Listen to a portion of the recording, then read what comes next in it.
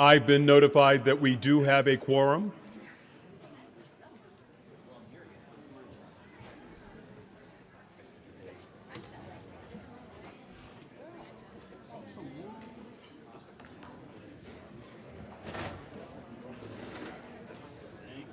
Last evening, I made a comment about how frustrated I was that I was not able to have complete control of the meeting, and apologized. But I also communicated to everyone here that I appreciated those individuals here who maintained a very high level of civility. And I, for one, certainly appreciate that. And I am certainly hopeful that for the remainder of our meeting, how many more sessions it takes, that we're able to maintain that level of civility and be able to complete our task at hand. And that is to review all of these articles and make sure we walk out as we came in, as members of one community. Okay? With that being said, this evening we will start with Article 29. Mr. Moderator. Yes. I move that the town appropriate $751,645 to pay costs for stormwater, parking, pedestrian access, and streetscape improvements in the downtown area, including the payment of all costs incidental and related thereto, to be transferred from free cash. The amount appropriated by this vote shall be expended in addition to all other grants, gifts, or other funds that may be received by the town on account of this project. Motion has been made and seconded. There'll be a presentation.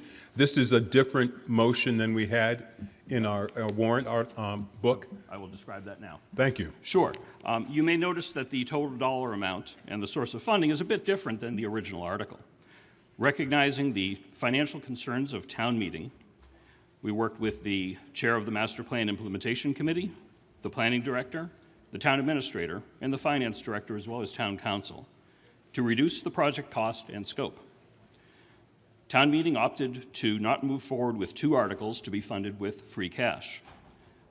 We agreed to propose using these funds for the project and to completely eliminate the debt proposal for this project. The result is a reduction in the request of 30% from $1.1 million to $751,000. We believe we can accomplish the most critical aspects of this important economic development project with these funds, in addition to the substantial grant funds available. Planning Director Lori Connors and Master Plan Implementation Committee Chair Rick Leaf will continue the presentation. Thank you.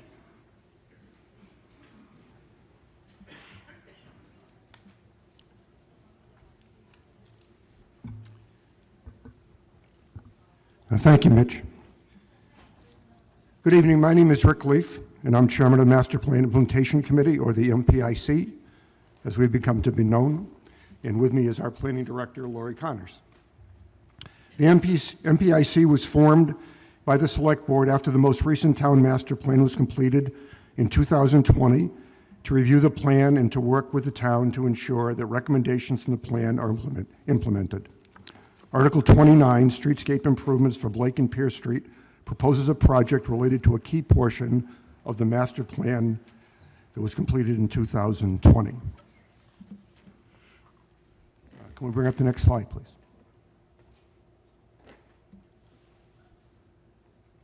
A major point of emphasis in the 2020 master plan and also in prior master plans completed in 1988 and 1997 is a desire of residents of Northborough to see the downtown improved, to become more attractive, to attract more shopping and dining options, and to improve parking and walkability in the area.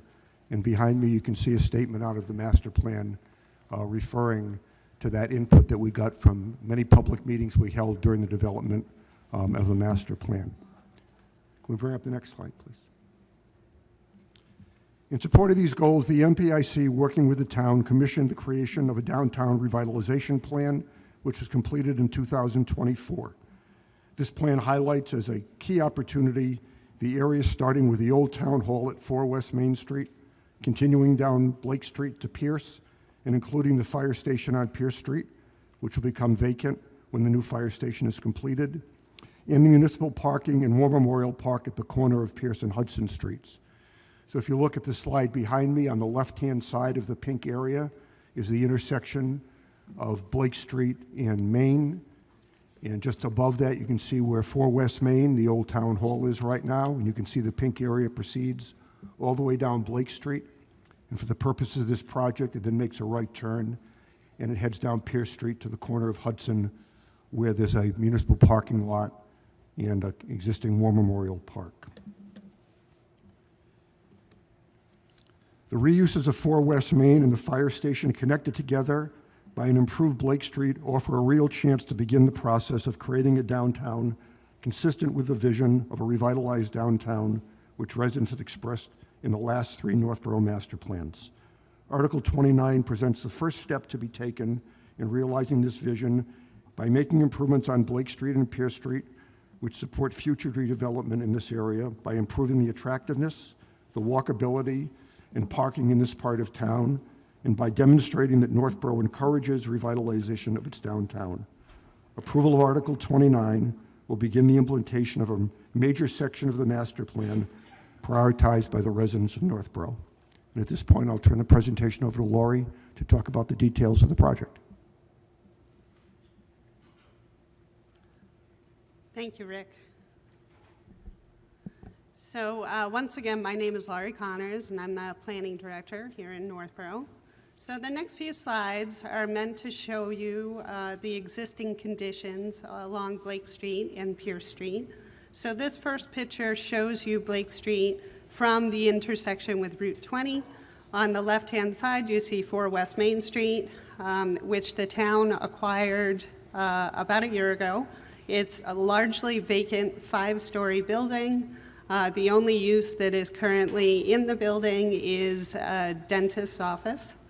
On the right-hand side is the Christmas tree park, which was quite lovely in its heyday. It's looking a little tired these days. Some of the issues with this park are the electronic message center, which has been broken for many months. There is a seating wall that is falling apart. There's walkways that are also, the bricks are dislodged and broken, and the landscaping is missing and shoddy in various locations. Here are some images of the municipal parking lots on Blake Street. So the upper left-hand corner, you can see the significant puddling that is evident there on a regular basis after virtually every storm event. And the reason for this is there is no drainage at all within Blake Street or the municipal parking lots. The end result of this is significant cracking of the pavement and heaving in certain locations. And then another issue, I'm sorry, I've been suffering from allergies for the last couple of weeks, and it's been really a struggle. So there's also some used clothing bins that certainly don't add to the attractiveness of the area. These photos show the sidewalk along the west side of Blake Street. So you can see that along this short stretch of about 500 linear feet of street, we have 3 different sidewalk configurations. So to start, we have kind of the ideal of the concrete sidewalk with vertical granite curb. Then we transition to asphalt sidewalk with no berm or a little berm, followed by a sidewalk that is separated by a grass strip. It's not ideal to have this many different configurations of sidewalk and curb. For aesthetic, drainage, and pedestrian safety reasons, the ideal is to separate the sidewalk from the paved width of the roadway with a vertical curb. Here are some images of Pierce Street from the intersection with Blake. So as you turn right and head towards the railroad tracks, there is no sidewalk at all. And this is a real shame because there is a municipal parking lot associated with the War Memorial Park.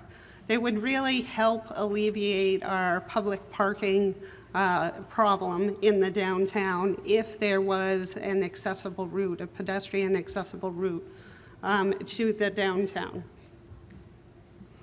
So at the project onset, we set out a number of goals that we were looking to accomplish. First of all, we wanted to attract new businesses. We have a number of vacant storefronts, and certainly 4 West Main Street is largely vacant. So we really wanted to attract business to these locations. We wanted to raise awareness of and increase the number of public parking spaces.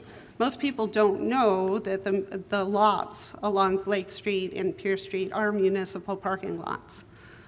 So they may be afraid to park there and walk between the various uses. So we want to encourage parking, and we can do that with signage, and also to increase the number of parking spaces by providing on-street parking on Blake. We want to enhance public safety throughout the project scope. We want to beautify the downtown, as Rick had mentioned. We want to address climate change through incorporating low-impact design features such as trees and ring gardens. And we want to address our stormwater management problem. So we can also extend the life of the paved surfaces through drainage. So this is the concept plan. We ended up hiring the Beta Group to work with the town on a streetscape design, and that was funded through $250,000 of ARPA funds last year. So the Beta Group has been working with a focus group consisting of staff, key board and committee members, and 3 downtown business and property owners. So what this concept plan shows is an updated park with a new pedestrian plaza, pergola for shade, benches and seat walls, walkways, colorful landscaping, and a bike rack. A new drainage system installed along Blake Street and in the municipal parking lots to eliminate puddling. Parking lots will be reconfigured, repaved, and striped. New ADA-compliant concrete sidewalks, ramps, and crosswalks will make the area more walkable for people of all ages and abilities. And by adding a new sidewalk along the east side of Blake Street, we will really be able to narrow some of those vast driveway openings. Like, for example, the opening between the municipal parking lot and 14 Blake Street is 150 linear feet long. That is completely unnecessary. So by installing the sidewalk, we'll be able to narrow those widths and really make this area safer to maneuver for both pedestrians and vehicles. So street trees, other plantings, and decorative LED lights with banner hardware will soften the look of the streetscape and encourage people to park once and walk between uses. New on-street parking added to Blake Street will ensure that no public parking spaces are lost by this new design. So this is what it'll look like from the street view. So you can see the Christmas tree park. The Christmas tree, I know folks are very concerned about that.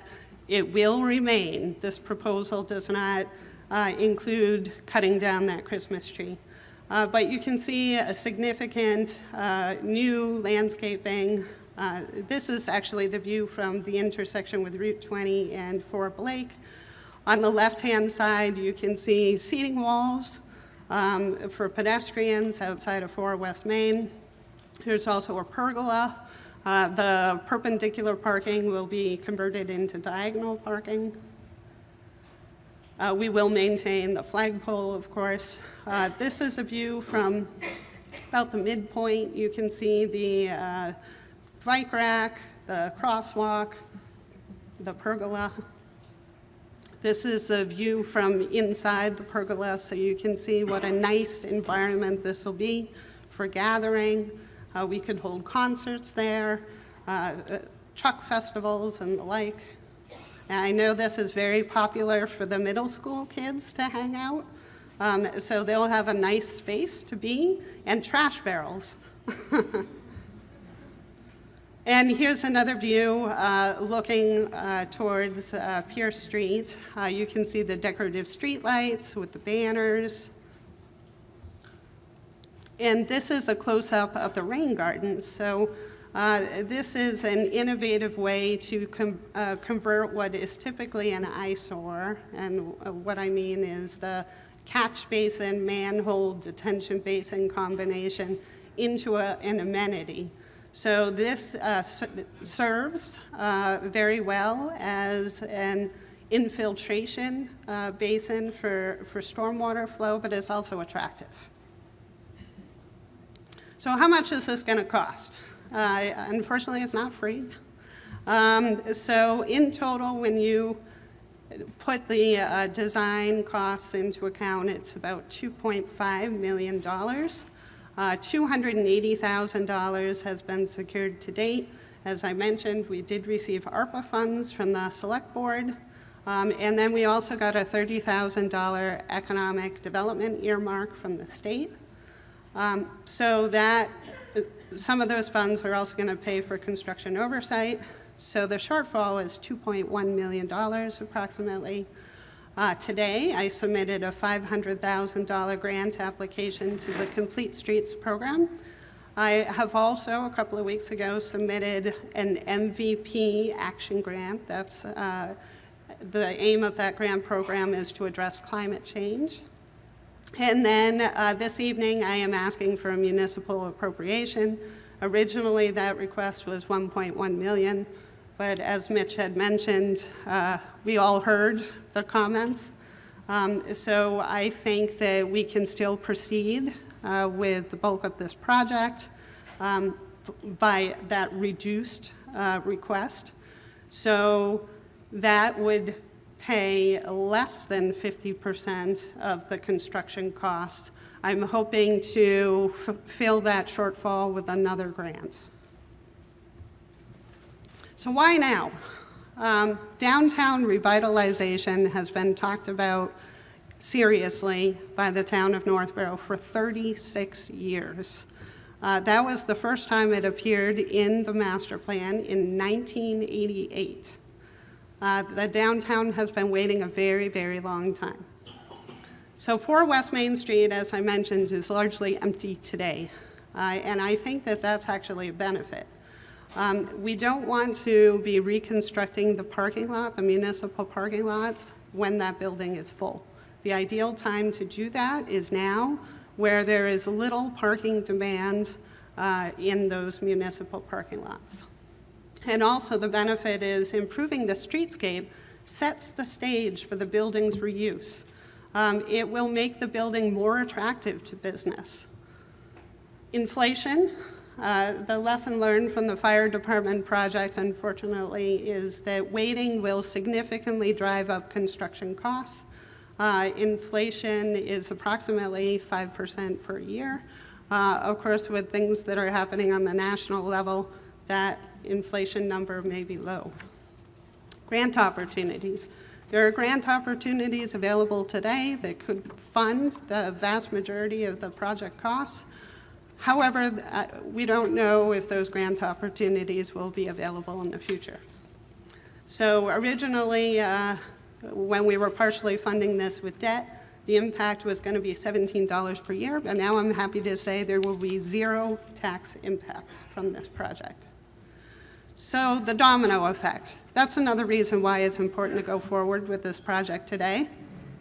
It is well documented across the country and certainly within Massachusetts that streetscape improvement projects drive additional private investment. And often that private investment is in the form of facade improvements to the abutting buildings. There may be additions, there may be new construction that goes up.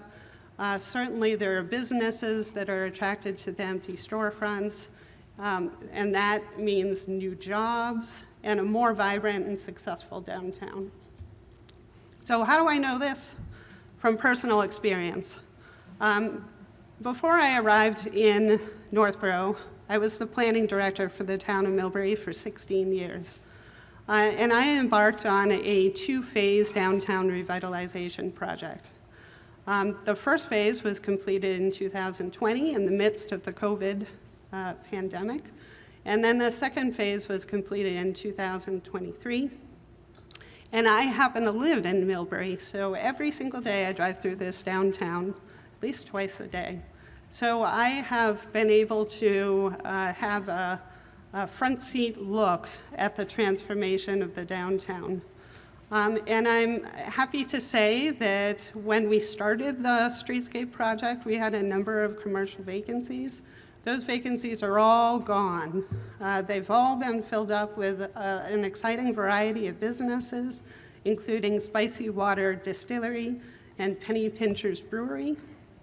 I know lots of folks in town would like to see a brewery in the downtown, so this is a good way to get one. And 11 private property owners have invested in significant facade improvements to their downtown buildings. Millbury's downtown isn't that large, and so the fact that 11 private property owners have made improvements is really significant. There's increased activity throughout the downtown and an improved sense of pride overall. So what is the project time frame? So of course, right now we're in spring 2025. I already told you about my grant writing activities. This project is still in design. We're at the preliminary plan stage, which is about 30%. So the beta group is diligently working away to advance the design. We will be having a second community outreach workshop, most likely in June. This summer, on this, we have secure land disturbance permit, but I have since found out that we don't need one. So that's one step that we can skip over. So the final design plans and construction cost estimate will be presented to the select board probably in the September time frame. Finalize the bid specs in the fall, go out to bid hopefully in January, hire a contractor, and ideally you'll start construction in April 2026 and complete it 9 months later in December of that year. So I'm just going to turn it over to Rick for last parting moments convo. Thanks, Lori. The committee has been working on downtown revitalization basically since it was formed. When we first reviewed the 2020 master plan, there were a number of different recommendations, but many of them tied together between economic development and the desire of the town to move forward at some point with beautifying and revitalizing our downtown area. So to that extent, we've been working in the background on that really ever since that, leading up to our downtown revitalization study and plan that was completed last year. In the meantime, you've probably noticed that planters been installed along the sidewalks downtown and in the traffic island at Church Street. Thanks to Lori for doing that. We've worked with the Garden Club to increase the planting of flowers in the downtown. The intersection of Church Street and Route 20 has seen some perennial varieties going in, as well as the intersection of Route 135 and Route 20, as well as Church Street and Route 20. So we've been working to do what we can in the short term. And we talked about the fact that we realized that these are difficult financial times and didn't even make sense to bring up an article like this at this town meeting. But we really wanted to present to the town the fact that the committee has been working on this project for a significant amount of time and wanted to give the town an option as to how to proceed with revitalization in the area. And consistent with the plan, this stretch of town from the old town hall at 4 West Main back to the fire station on Pierce and over to the Memorial Park is a wonderful place to start. And so we really want to give the town the opportunity to think about this, hear the plan tonight, and decide what to do. Once again, we're not blind to the financial position the town is in. We also understand there's been desire for a long period of time to do a project like this, and we think this is the right time to at least bring it forward. Whatever the town decides to do, will be done kind of thing. But we just want to make it apparent that a group of people have been working significantly for quite a period of time to go this far and now have a plan which we feel is workable if the town agrees to go forward and do it. And with that, we'll end the discussion now and just take any questions and comments. Before this discussion, I'd like to get the opinion of the Appropriations Committee on Article 29. Yeah, Mr. Moderator, at the time that this was presented under debt, the Appropriations Committee voted unanimously not to approve this article, recommend not to approve this article. We have not had a chance to meet as a committee to opine on the changes. Thank you. And from the Financial Planning Committee. Mr. Moderator, the Financial Planning Committee by a majority recommended to not, I repeat, not approve this article. At $1.1 million on a $2.2 million project, the contingency on the grants was not secured. The idea of it debt raising an additional cost on the taxpayers was a concern, and the entire committee was engaged in conversations on this. And it's only till 30 minutes ago we were aware that the article was kicked down from $1.1 million to $751,000. Thank you. I see that there is a line, and to be honest with you, I'm going to go in alphabetical order because I didn't see who got up first, okay? So I'll go with microphone A. A little short. Alyssa Kalopoulos, 201 Howard. I have a young family in town. We moved to Northborough in 2018 because of the schools. We wanted a family, and we loved the town and the community. I've established myself here, and the one comment I hear over and over is Northborough hates businesses. They hate businesses. It's not business friendly. And honestly, has anyone else here been to Applefest and walking around and you cross that highway? It's kind of scary with a young family. If we move forward with this, we're kind of securing the future of Northborough for my family, and I know we're all in. No one's excited about the tax increase, but I think if we approve this, this is securing a better future for our town, especially for a young family like myself, and being able to have this. And the idea of being able to invite businesses into this space, maybe a brewery, maybe a game shop, I don't know, whoever wants to come here, and lower our taxes, right, is ideal for a young family like myself, and where I could bring my son and we can hang out, and yes, we have parks, but I think this is the future of our town, and hopefully everyone will agree, or those who agree. That's it. Amen. Nice job. Microphone B, please. Yeah, Mr. George, want to be civil tonight. I would like you to tell me a time limit. I would really appreciate that you don't say that I go off topic, but can I have a certain amount of time for this? Well, I will give you a time limit of 3 minutes. Wonderful, thank you. Okay, and I do need to tell you if you're out of bounds, okay? I will stay on topic about, okay, because of my autism, I'll say a quick brief prayer. I want to pledge allegiance to the principles of the republic for which the flag stands, on one nation under God, indivisible, indeed, with liberty and justice for all. Grace and peace to Joanna, Sophia, Shechaniah, glory in the highest. Praise and honor to my Lord Jesus Christ, liberator of all men, indeed. In the name of Jesus, amen. See, to think that His illustrious Holy Majesty and associates are against all spending or some conservative Republican is not true at all. In fact, we proposed plans for downtown revitalization. We gave it to Mitch Cohen, we gave it to Stephanie. We have a bunch of ideas, and we hope that just because you might not like our personality does not mean that somebody's ideas are bad.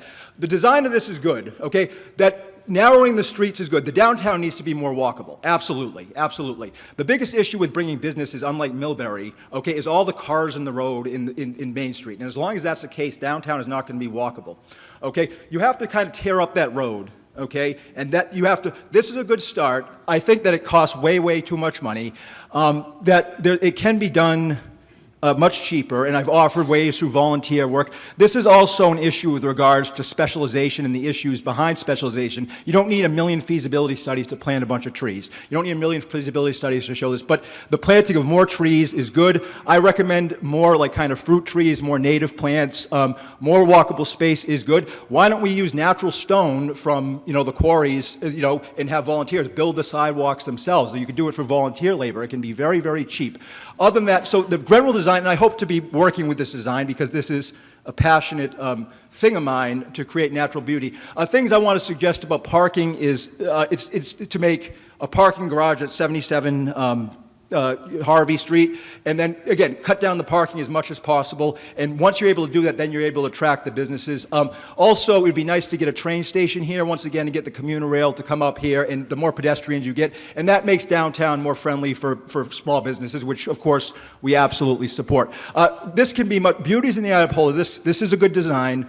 It can be done much cheaper. I'm willing to contribute labor to it personally. I have a bunch of ideas about this. So I hope that Mitch would share our plans that we wrote about the development for this. But we're willing to work with this. We're willing to work with this. And we hope that perhaps that the native plants are not just aesthetic, but also useful and can be built like a local economy. And hopefully we can make Stephanie's makeup here with locally grown plants. So that's what I want to say. Thank you. John Campbell, 29 Spruce Hill Drive. I'm here to speak in support of this article. So if any of you have walked recently in the downtown of a neighboring community, be it Hudson, Westborough, or Millbury, for example, and you look around and said to yourself, boy, I wish Northborough could be more like this. Well, that doesn't happen overnight. It happens with planning in a project that's proposed here in this article. And with that planning, you put the improvements in place and the businesses will come. And if businesses come, people come, we improve the community, we improve our income, we possibly reduce our taxes. So you have to lay the groundwork, and that's what this project does. I just wanted to express support, and also for Lori Connor's very hard work on this. I appreciate all you've done on it. Thank you. Thank you. Microphone B, please. Thank you. I'm Carter Brannon, 22 Sherlin Drive. I was wondering, given that, well, hopefully will be later tonight or later in this meeting, we have a couple articles related to 4 West Main Street, and I was wondering, as you know, if those are approved and there is, proposals and applicants for that property, if as part of the negotiation of the lease, sale, or tax agreement, part of the cost of this project could be shifted to whoever acquires 4 West Main Street. I have heard that comment before. There are a significant amount of improvements that must be made to 4 West Main. For example, the elevator is not safe and it needs to be replaced. This municipal parking lot, I recommend to stay municipal parking instead of being sold with 4 West Main Street. So that would make it the town's responsibility to upgrade the municipal parking lot. So I suspect that given the amount of work that needs to be done to 4 West Main, it will not be attractive to a user or a potential purchaser to also put the burden of improving Blake Street. Okay. And then as a follow-up, as to consider the possibility of if that property is going to be sold, that rather than giving that property away, if some money could be earned from the town from the sale in order to offset the cost of this project. Thank you. Microphone A, please. Thank you, Mr. Moderator. John Marr, 44 Weston Terrace. Lori, thanks for all your hard work on this. I know it's been a project that you've spent a considerable amount of time on, so thank you. Just to kind of echo the previous speaker's comments, I do have concerns. I mean, first and foremost, I'd like a more walkable downtown, one with more character, pedestrian-friendly, commercial business-friendly as well. I'm just not sure this is the correct project for us to start with. It's certainly a challenging site. It's limited on space. But where my concern is really with the previous gentleman who just spoke, who said that basically 4 West Main Street, it's not mutually exclusive, in my opinion, to this project. I believe that the value of 4 West Main Street is going to heavily rely upon parking, as pretty much all buildings do in a suburban environment. And I don't believe, Laura asked the question, I guess, what is the square footage of 4 West Main? And theoretically, what would be the parking ratio of the municipal lot as designed? So the parking requirement is based on the uses. So it's impossible to say because, of course, we don't know what the uses will be. So the parking requirement for restaurant space, for example, is different than for a retail space, for a multifamily, for example. So I can't really tell you what I could, and maybe somebody else can say what the total square footage of the building is. I'm not sure. Yeah, if I could rephrase it just to basically ask what the parking ratio would be based upon the square footage.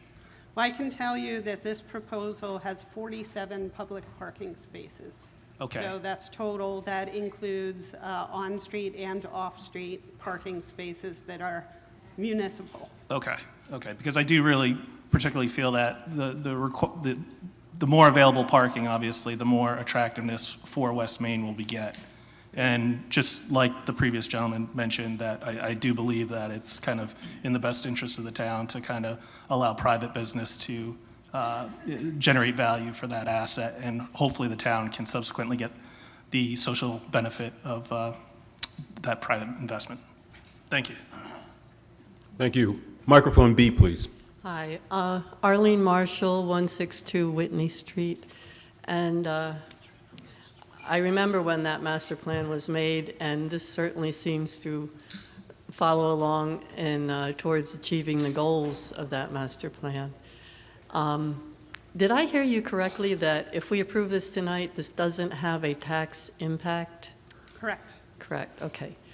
My other concern is very practical. I can see this, encouraging people to hang out downtown and do things downtown. Is there going to be any provision for public restrooms in town that might be needed? And if not, maybe that could be a part of 4 West Main, that public restrooms could be included in that building so that people would have a place to use. Yes, I'm not sure what the future is for 4 West Main. So currently it's a public building, but it may be sold or leased. I'm not sure, so we can't really comment on that. Certainly there are restrooms in that building. So if it is retained by the town, that could be a possibility. I just think it's important to think about that and provide them, yeah. Okay, that's it. Thank you. Thank you. Thank you. Microphone A, please. Hi, Cynthia Turner, Church Street. I'll try to be brief, and the question I have will be brief, and I don't expect a full answer. I've only been here a year and a half, and it does behoove me to educate myself on everything I can, Northborough, and all the regular meetings that happen, including the planning meeting, and I won't pretend to be knowledgeable about all the budget stuff, so I'm not really going to speak to that. But as a citizen and also as a community advocate, I do have a couple comments before I get to my question, and that is a suggestion, for example, in the planning and all the meeting.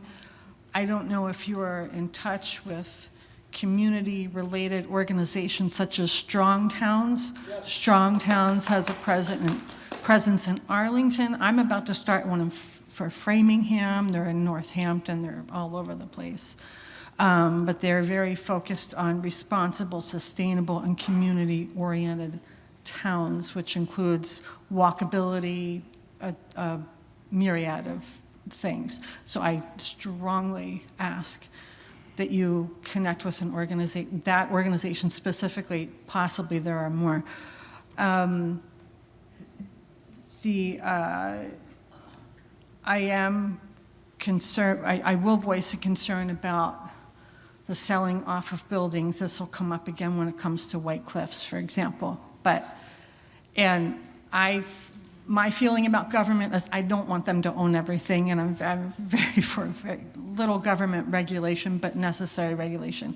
But at the same time, I just came from Framingham, where I lived since 2000, And because of their mistakes in giving into corporations, they really, really messed up that town, now a city, for, what are we on, 8 years as a city now, or 7 years. And they had corporations holding shopping centers hostage. I mean, it was awful. And my dream was to move back there. I think I've since changed my mind because it's bad. And I also hail from Plymouth Meeting, Pennsylvania, which is outside of Philadelphia, literally sitting on a major piece of the Underground Railroad. And I saw what happened there when greedy builders and everyone came along and the township did not claim responsibility to these historic sites, and we had to fight for it. That should never be a discussion, obviously. So these are the types of concerns. So in making a responsible, sustainable, community-oriented downtown and further, to keep those things in mind, keep the corporations out. We already have CVS there. That is not, there is no quintessential New England town center looking at that CVS, but it's already there. Okay, You have 20 seconds. Okay, we also don't need the 3 gas stations there. That's a later discussion.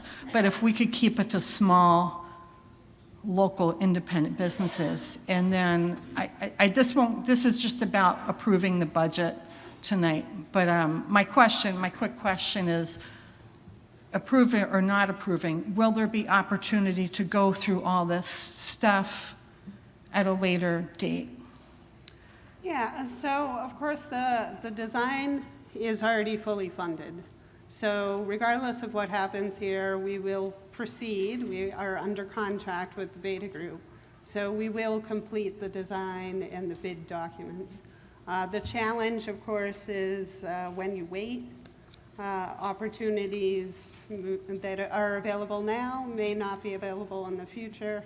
And the costs, of course, will come up, increase as time goes on. So I have already submitted those 2 grant applications. If those are funded, but the town portion is not funded, then we will do the best we can with the limited amount of funds that we have available. So we could phase the project. We could do one street, like maybe Pierce Street, but not do Blake Street. So there are different opportunities that would be presented by not getting all the funding. Okay. But the intricacies of how this is all going to come together besides the money, that's still forthcoming discussion? That's still going forward, and like I said, we have another community outreach meeting. So the first one talked about like the benches and the pergola, like what style of features people liked and didn't like. And so the design team is modifying the design to take into account the feedback received. And their modifications will be presented at that next community outreach meeting, and we'll be looking for feedback. All right, thanks for your time. Thank you. Thank you. Microphone B, please. Thank you. Eric Martin, 32 Weston Terrace. Lori, I just want to say to you and your team, thank you so much. Being at the master plan and implementation meetings, this is definitely what we're looking for. Most of my comments have already been said. I rise in support of this article. And really just anecdotally, right, working for the city of Worcester in the early aughts, they were always telling how if you want to get investment into your town, it's curb appeal, right? Everybody goes to sell your house, you need to have your house looking nice, and it does have this domino effect. In having a small business in Upton, the EDC always tells us that their idea is to have a municipal parking, and people come to a brewery and have a drink and then go for a walk while they are money left and right out of their pockets. And an easy example of that is multiple years ago, my in-laws surprise gave us childcare on New Year's Eve, and I wanted to go to Hudson with my wife. So now that's money in Northborough that's going to Hudson. That's lowering Hudson's tax bill. As opposed to, if we do this, we can get people from Hudson and other places here, which will lower our tax bill. So again, I rise in support of this. Thank you very much. Microphone A, please. Tom Boland, 47 Bartlett Street. I appreciate all the work that all you people have done on this, the volunteers with Master Plan Committee, the volunteers that are on the advisory committees and everything, but I see this as nothing more at this point than a luxury. You talk about potential grants, but we don't have any potential grants. We're struggling to pay for rotting dump trucks, antique ambulances that are a dozen years old. We know we have potential Proposition 2.5 override coming out. I know this isn't coming out of tax dollars right now, but it is taking away $750,000 of our free cash. Right? We have school roof projects that have been mentioned that are coming up and everything else, and I really think we're putting the cart before the horse. We don't know what we're going to do with the old town hall at 4 Main Street. We don't know what's going to become of the old fire station. The previous fire station took decades, right, to adjudicate what happened to that. We don't know what's going on down there. We don't know how it's going to play out. This is a luxury item as far as I'm concerned at this point, and we're putting the cart before the horse because we don't have the answer on grants. We don't have any answers on potential federal grants, state grants, public-private partnerships or whatever, and I think we're putting the cart before the horse, and this has to wait till we have those answers for a presentation, be it next year, be it the year after. I don't think it's anything we can afford at this point. Thank you. Microphone B, please. Thank you. Kristen Williams-Teachin, 30 Osier Ave. I also want to join everyone in thanking you for your time, Lori Connors and the committee. I know it's many, many hours of work to put this together over years, and I do appreciate that. I just think we've heard a lot of talk over the last couple of nights about how we need to spend less. The tax increase that we're seeing this year at 10% is not sustainable. I've had that conversation, with my husband again and again and again. That slide that Mr. Little put up on Monday, which I think I first saw in August at the summit, where we're at from 8,000 to about 13,000 by 2030 in the annual taxes, that literally stops my heart. Like, I'm going to start calling it the heart attack slide. It did it in August, did it on Monday, and every time in between when it was presented to the select board. I will be taxed out of my town that I grew up in, where I hope to watch my kids graduate from this school like I did. I won't be able to do that if that slide comes to fruition. And I appreciate the town staff. I appreciate Mr. Little showing us this is where we are, this is where we're going, because that puts it on us, the body in this room, to say, how are we going to change that? If we want to change that trajectory we saw on Monday, then we've got to start saving money and cutting things. There's also been talk about those on fixed income and how this is hitting them, right? The economy and the increase in taxes, and that's all true. It's also hitting families like mine. We've seen our buying power evaporate with double-digit inflation, wages staying the same. In the fall, there was a school committee. I should mention I am on the school committee, but I'm speaking as a private citizen, not for the school committee. But in one of the superintendent's reports was the percent of families or kids in the K-8 system in Northborough who are at or below the poverty line. And since 2020, it went up substantially. It was scary when I saw that slide. And that's not our enrollment. Our enrollment has stayed about the same. That's an indication of what's happening to the families in this town as we again watch eggs go to $9 a dozen. And we can't just keep doing that. So we have to change our path. I know that this is no longer debt, so it's coming out of free cash now, which is, essentially kind of a savings account, but I think that that money would be much better placed to offset costs that are coming in the next budget season, to offset an increase in next year's taxes. I would rather see that money go there and prevent us from having another 10% increase, because it's not just this year. Next year, the year after that, they're all going to be hard budget years. We're going to have to make difficult cuts. Last night, this body decided not to put $400,000 aside in a fund to make sure that we can keep the 8 firefighters that we got from the grant in 3 years. We know that's a need. I mean, nationally, we were recognized as one of the few towns nationally that really needed this and therefore got the grant. And we decided as a body, okay, we're gonna put that off though. We're not gonna save up for that. We're gonna deal with it when it comes, because we're looking at a 2.5 proper override, because we need to keep that money free. So I'm just a little confused that it's almost double now that we're talking about. The number that we're talking about now is almost double that we want to spend on this project, which, again, thank you for your time, and it looks beautiful, but it's, as someone said, a nice to have, not a need. You are at 3 minutes. Thank you. Thank you. Microphone A, please. Hello, my name is Andrew Clark at 493 Main Street. I come to support this project from a skeptic's point of view. I was originally very skeptic of the Town Common project, And I was overjoyed at the result of that, as I think most people in town are, that I guess it was my lack of vision that I couldn't see how wonderful it would be when it was actually articulated in the whole process. So I'm taking that same sort of approach here, where that little bit of what we did over there in the town commons, this sort of piece, it's the next piece in the puzzle. There's going to be continual pieces in the puzzle if you want to, beautify the downtown area, if you want to change the downtown area. And I think that this, whether it's this year or next year or whatever, this is a piece that has to be addressed. And I think this year is a good year. I also think that we don't know, if there are grants available now, we should be searching them out, because we absolutely don't know what's going to be happening with grants, either state or federal, in the future.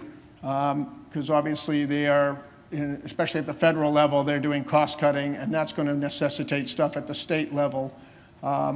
So if there are opportunities now to get funds, that we do have to, we can't pretend like those are going to be here in the future. We need to react now to access that funds.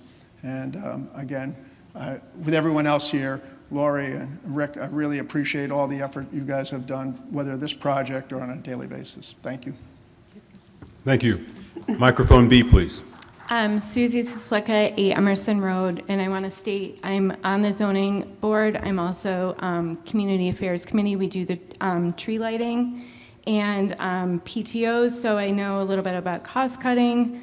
And Lori, I appreciate all the time. I know you've worked on this for like 1.5 years, maybe 2 years. So I also want to let the crowd know that everything I'm saying to Lori right now, she's heard. Probably about starting 1.5 years ago when she came to the zoning board and asked our opinion, but now I'm stating it for everyone to hear. And I added a few things based on the presentation. So Blake Street. Blake Street is basically, I don't know how many people drive down it every day. I never drive down it. And I think the fact that it's a parking lot could be easily solved by signs that say parking. And Scott, DPW Scott, as I like to call him, because there used to be Scott Rogers, and I used to talk about them both all the time. So DPW Scott can do a great job paving it. And that would be much cheaper than what we're being asked about here. And as you can see, my tree, I like to call it my tree here, DPW Scott does a great job. You guys think it looks great, and you think it's going to last a long time, and that we should save it and save that park. That tree's dying. It only looks great because Scott and the guys put a lot more lights on it every year. And all the trees around it have been taken down because they were diseased. So I have expressed the fact that the tree's going to have to come down. I'm going to have to find a new tree, and I've been telling everyone, including Scott, and we've talked about it a little bit, do we want to move the new tree to the town common? I might need just a little bit longer than 3 minutes just to let everyone know and put them on notice about the tree lighting. So the tree lighting might need to move. Maybe we use the beautiful new town common, like in the back. This park, because I also know we need downtown parking, right? So we talked, maybe we get rid of the pocket park. This has been like years and years before any of this was even discussed. So I just want to let everyone know those discussions have been had for years. And it's not my decision by any means, but that was my input because I planned the tree lighting with my committee. So Blake Street, where does it go? It goes to Pierce Street, which is a bunch of residents, right? So we're fixing this up for a bunch of residents. The private businesses will benefit. We established last night when we voted for for Town Hall to get the new heating and air conditioning system that they are going to be there for 10 to 20 years, right? So we know that they're not going to be moving to 4 West Main. So we're going to be putting all this money in for private businesses and not for the benefit of us. I love our private businesses. There's many private businesses I go in weekly, and I know everybody by staff because I ask for donations. Looking for donations, always, me. Looking for donations for the PTO, for town concerts, anything. Find me if you have something to donate. How many parking spaces are there now, and how many will there be proposed to be after? Unfortunately, you have 15 seconds. Okay, so you can answer that after. Okay, so I just want to also remind everyone that some of these grants could connect the sidewalks from like Z school to the library. Kids can't walk safely. My kids don't even go to Z, but they can't walk safely. So you could use that Complete Streets grant to connect those. And the classroom is the most expensive room in this town. People move here for the schools, and our school committee tightened the belt enough, and they had to let 4 staff members go. Okay? So we need parking. We don't need that little park, but maybe we do it in phases. Okay. Thank you. Thank you. Microphone A, please. Jeff Amberson, 260 Green Street. First, not to pile on, but, for the work you folks have done, I think it's great, and I know that, countless hours went into this. I will admit I do have my concerns. Excuse me. Last night we spent, 3-4 hours talking about budgets, what we could and couldn't afford.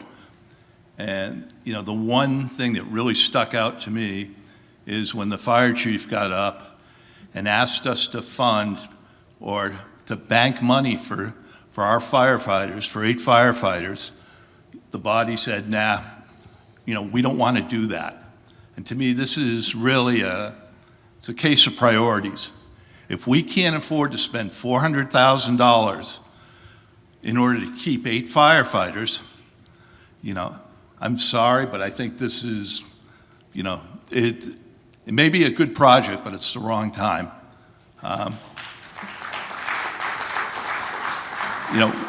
We've heard from both our financial boards that they do not approve this. We've heard it said that this won't affect our tax rate. Well, I beg to differ, because look at free cash as a savings account. You got money in there to spend on whatever you're going to spend it on in town. I do find it a little bit ironic that last night this was on the books for 1.1. When, for whatever reason, we decided to deny funding the firefighters, which just happened to be another $400,000, this automatically tonight dropped by $400,000. And I'd really like someone to explain that to me. Where did the extra $400,000 come off of this, and how did we do it? Yes, please. Mitch Cohen, Select Board Chair. This was really a calculation of using the free cash that, honestly, I wanted to use for the firefighters. I think everyone here saw me speak in favor of that. Town meeting decided otherwise. Okay, so just for clarity. Yeah. What you're telling us is the $400,000 that we didn't spend to support our firefighters, we're shifting over to this project. Correct. Well, to me, the town meeting decided to not spend it on that purpose. I understand. I just want people to understand what was done here. Yeah, well, that's how we're able to do this without debt. So, really, I look at this and I think it's a matter of priorities. Personally, I think public safety comes before a very nice park. And again, I think great work has been done here. Maybe the right project, but it's the wrong time. Thank you. Thank you. Microphone B, please. Thank you, Fred. Jeff Knight, 6 Lancaster Drive, and I'm a member of the Appropriations Committee. And had we met after this amendment was made to the warrant article, my vote would still be no, for several reasons. And it's all comes down to timing, not the merit of the project. I actually think Lori does a fantastic job, and she has a vision that I could never have. So I have a lot of trust and faith in Lori and the work she does. This is terrible timing. I have all the sympathy in the world for her. But frankly, it is fiscally irresponsible at this point. The committees are working very hard. If anyone's been to the most recent meetings of all the financial committees, we've agreed to work together in the fall on an economic development plan. We're so fortunate to have Stephanie as a town administrator who is committed not only to staying here, but also to an economic development plan to bring in new business. And I realize that there's an argument to be made that you need something like a streetscape project to entice new business to downtown, but that's not the only place in town to entice new business. And if you notice on the first night of town meeting, Stephanie and Jason showed a slide that showed the much higher impact that economic development from commercial enterprises brings to our budget than any kind of reduction in capital projects and in these line items in our budget that we have right now. Bringing in, and so the strategies we're learning now, we are studying new ways to bring in this type of business and these partnerships. When we start to do that, we'll have more opportunities to distance ourselves from Prop 2.5. Because let me tell you something, when that happens, when we hit that ceiling, it won't be this body deciding to approve that override. It'll be the ballot box. It'll be the other 15,000 residents who aren't able to be here. And if they say no, which they will, because they won't want to pay it, there'll be a catastrophic statutory drop in town services like you've never seen. You don't want to see that. And this is $750,000 that we need to save. Whether we borrow it or free cash, it doesn't matter. This is $750,000, and that's why both financial committees are saying, for the love of God, hold on to it. It's not public safety and it's not education, so hold on to it. Thank you. Thank you. Microphone A, please. George Brenkel on the Appropriations Committee. One moment. May I address, there was a motion to move the question, and I want to give the individuals who have been standing in line to speak the opportunity to add to the conversation. Thank you. Okay. George Brenkel, 3 Little Pond Road, also a member of the Appropriations Committee. Like Jeff, I would still vote no on this project. It's a $2.1 million project with very little of it funded, future grants, et cetera. I'd like to ask one other question, is the fact that we have just at the last minute changed this article to basically be spending free cash rather than appropriating or the ability to borrow. Have we lowered the threshold by which this has to pass from 2/3 down to simple majority? Yes. I consider that a very blatant political move to save this project. We've had one of the more contentious town meetings here in the past couple of days than I've ever seen before. We spent 4 hours on Monday going through basic articles that every year I've been here since I moved here, we've just breezed through. And it's because of the increase in costs. And what we're dealing with is looking at these projects individually, and we're looking at concentrated benefits versus diffuse costs. And just because the costs are diffuse doesn't mean that they don't come home to roost. And over the last 2 years, we've burned through $4 million of levy capacity. We spent $4 million of federal ARPA funds. And right now, I really feel our backs are to the wall. And we need to start thinking about this a little bit more carefully. And even now that we've lowered this, I still do not think this should pass. We need to be thinking about the pressure we're going to put on not just the town's taxpayers, but next year, the pressure we're going to put on the town administrator and our departments and our school board, because we have less and less and less resource to work with. And I don't think we need to do anything to exacerbate that position any more than we already have. Thank you. Thank you. Microphone B, please. Millie Milton, 50 Fay Lane. I have lived in this town for 30 years, and not once have I ever felt like I want to go downtown, because we really don't have a downtown. This project has been 30 years in the making. 5 years ago, we started with the master plan, and number one on the goal of the residents for the master plan was downtown. Do something about our downtown. I have also concerns about the cost of it, but what I'm really concerned about is what it is costing us not to have a downtown. There's a lot of revenue that is going out of our town, hundreds, maybe even thousands of dollars on a given day to another town. That is revenue generating income that this town could be benefiting from. I just think that we can't afford to not look at that. Our property values would be increased if we have a nicer downtown.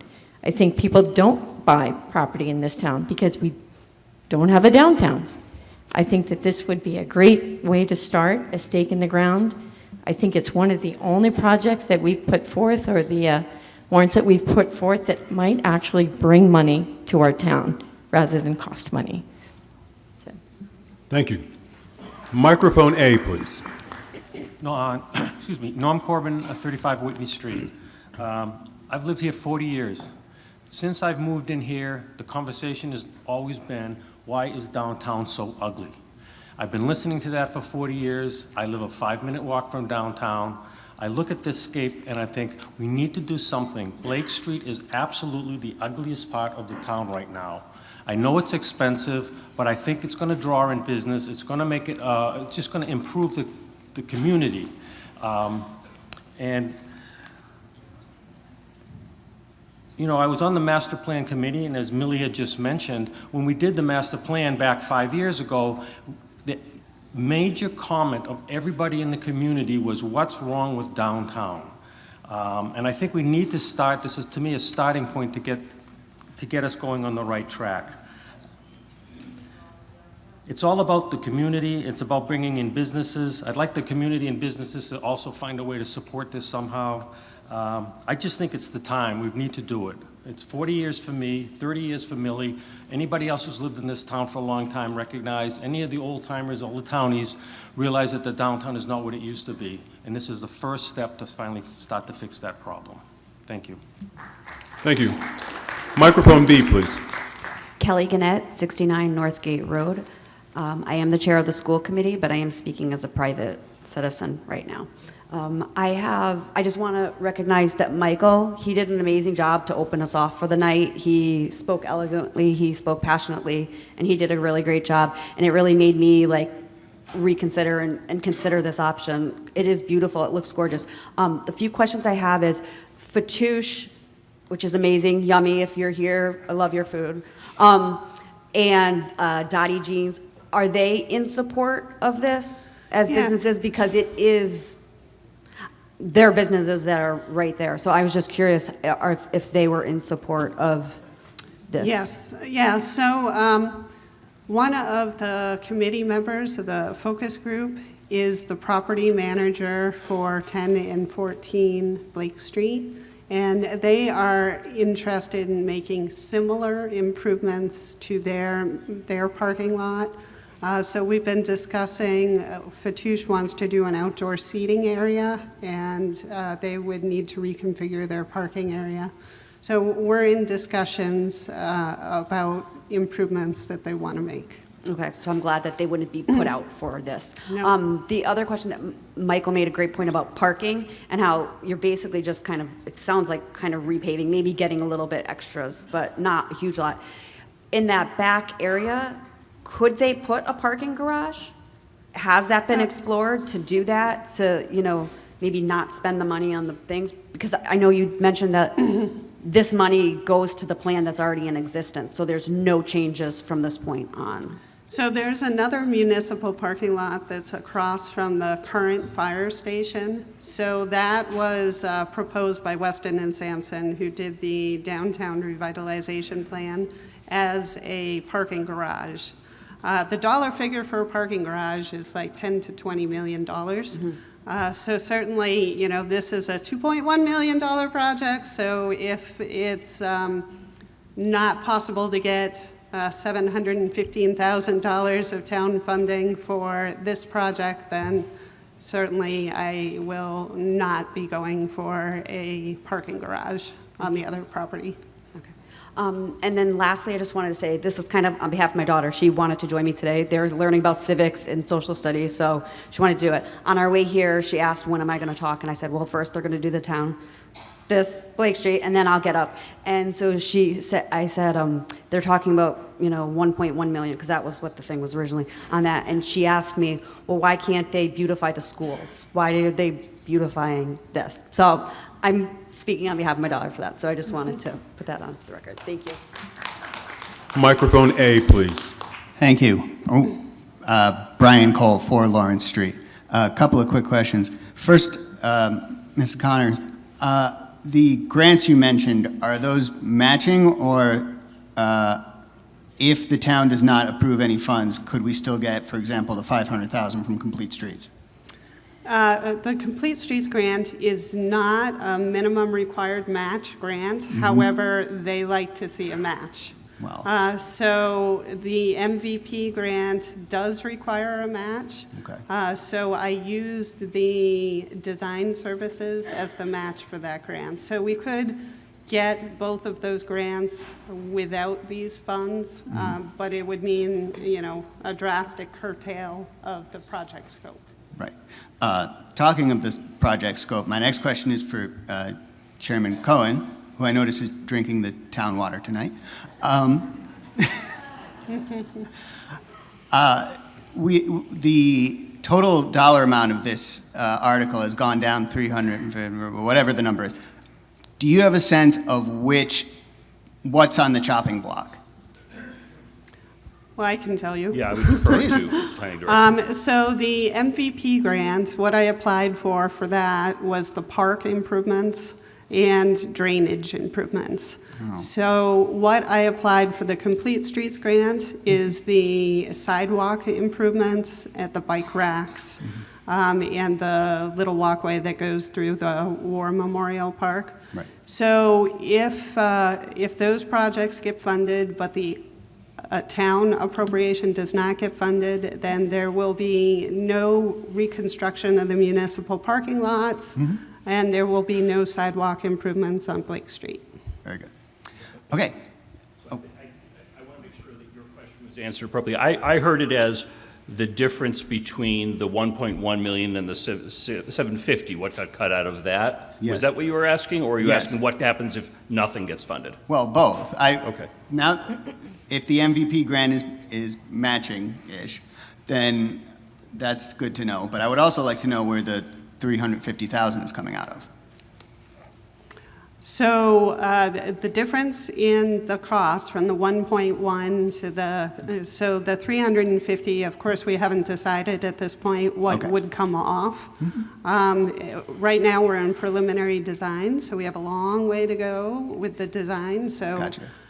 we could take off the pergola. That's over $100,000. So that would be an easy thing to get rid of, but unfortunately, it would make a big change to the look of the little park there. Of course. Other things, like I said, would be the chances are at least one of the sidewalks on Blake. Okay. Thank you very much. Thank you. Microphone B, please. Hi, Julie Brannon, 22 Sherilyn Drive. Thank you for all the work. It does look great, but then there's, wants versus needs, and I feel like this is a want, and if you can get some of the grant money to do some of the improvements now, that would be great. And this, what is it, free cash or whatever it is, there's things coming up for the schools that need to be taken care of, and we could apply that money to those projects instead of increasing the taxes to do those projects. Thanks. Thank you. Microphone A, please. Thank you, Mr. Moderator. Jacob Jones, 106 Green Street. Appreciate the previous commenters because I won't repeat questions and comments that have already been answered. My questions about the grants, I think, were answered 2 questions ago, so thank you for answering that. I do get a little bit concerned always when we're counting on grants that aren't guaranteed. And I wonder what will we do if we don't get them. The second thing I have about grants from anywhere is it's not really free money. It's our money, just from a different source. But anyway, lay that aside. This is a beautiful project. I don't doubt that one bit. And I was on the fence and not even going to come up and talk until I heard someone say no tax impact. And I want to speak very briefly about dispelling that myth. Spending free tax, free cash, does have a cash impact, and I will debate anyone who says otherwise. I'll illustrate it right now. Yesterday, we were going to spend $400,000 of free cash on a savings for firefighters. We didn't do that.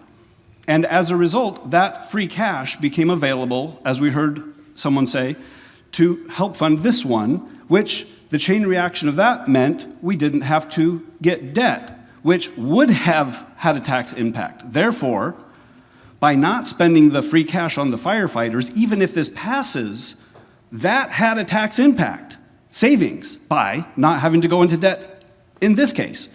If we don't spend free tax in this case, and I really don't have strong feelings on this project, I just want to be clear. I just want to make sure we all have the math right. If we don't spend free tax on this case, it means we have free tax to spend on something else later, which will mean we don't have to tax ourselves as much later, hence a tax impact. I don't want to hear anyone say free tax is not a tax impact. Thank you. One last thing. Yesterday I said that I moved for the savings on the police project. Thanks to our good clerk's great minutes from last year's meeting, I correct myself because it was our good friend Doug Stone who made that, and I'm sorry for that, but I just wanted to give him the credit for that good savings. Thank you. Thank you. Microphone B, please. Mike Shaka, 120 Maynard Street. Excuse me one moment. There's a point of order? Yes. Previously, a motion had been made on the question. I'd like to second that after everybody has a chance to. And, well, and that's exactly what I said. I said, I want to give the people the opportunity, they've been standing there, the opportunity to speak. Wait, one person at a time. I can't hear you all. Sorry. Yes. Mr. Moderator, we have now gone through that line. The lady in the blue at microphone B, Mr. Shaka, rose after you had said the line, and I believe... No, I was in line. Oh, no. That is the only person who was not there when you said we would give the line. Okay, I will let them monitor themselves. If you were not in line when I made that statement, I ask you please to sit down. Mr. Shaka. Why don't we review the tape? Yeah, that's Wait, all right. I can't hear when everyone's talking. Okay. Yes. Very well. Mr. Moderator. I'm willing to let everybody speak, but I want this motion to occur before any amendments or other motions can take place. Understood. Thank you. Mr. Moderator. Yes. And those of us who got in line 10 seconds after the people in front of us, is it okay if we have an opportunity to speak, please? It is a rather contentious issue if you haven't figured that out. Yes, you took the words out of my mouth. Okay, if you have something new to add, I have no problem with you talking, okay? Please. Oh, again, Michael Shaka, 120 Maynard Street. First off, Jacob Jones, thank you so much. God bless you. Somebody was listening to the free cash speech that I've been saying over and over again, so thank you for that. Regarding this project, question that I have regarding the amounts, the original amount was $2,177,000 as the final cost, correct? I'll have to go back. Okay, well, take my word for it. So if we're taking $350,000 off, is the new amount, is it adjusted to 1.828? So the total cost is still the same. It's still $2,177,000. Okay. That's construction costs. Okay.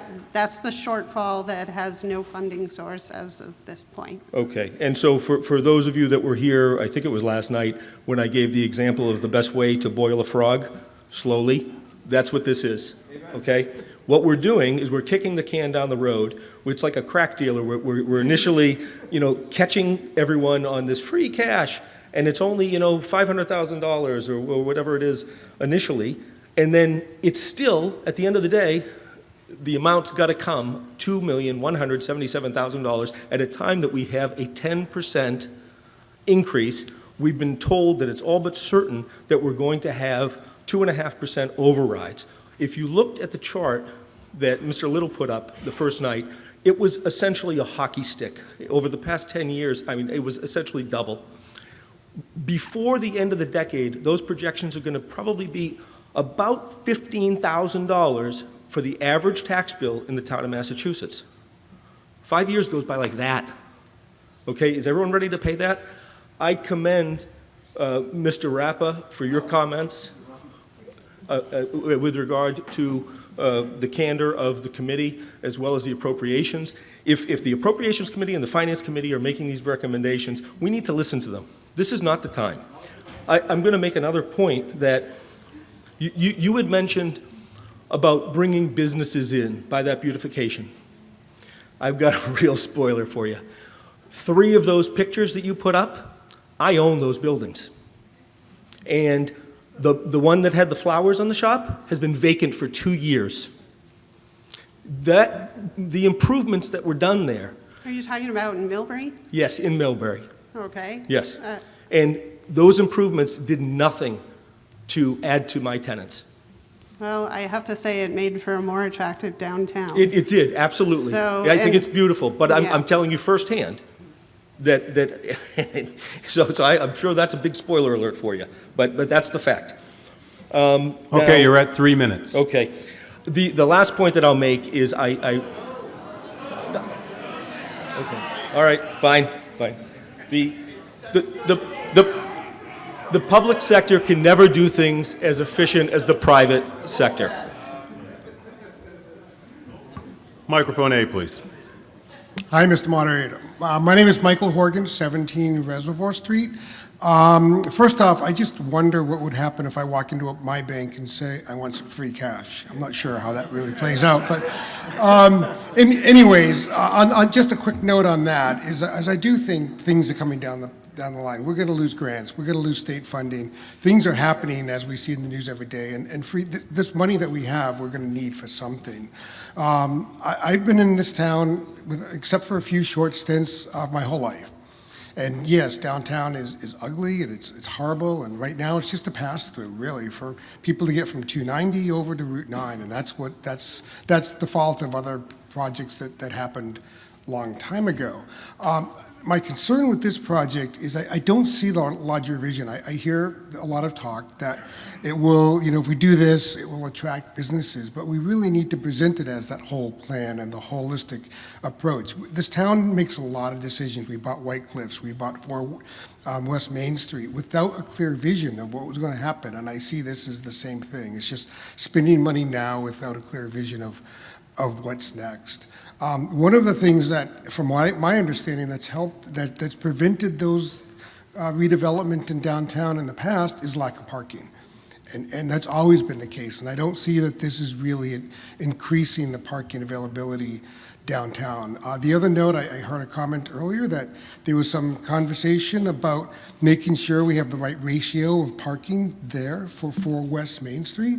And I don't think that's the right approach. We shouldn't be paying for the maintenance and plowing of parking for a private building. If this goes through, or even if it doesn't, I want to see some signs on those parking spots to limit the time for 1 to 2 hours so we can have cars cycle through and visit the businesses. I think that would help than having people show up and parking there for 8 hours to go into 4 West Main Street to become just some offices and not available for other people to visit whatever shops we might hope to attract. I've heard some conversation about downtown should be a walkable downtown, and it's not.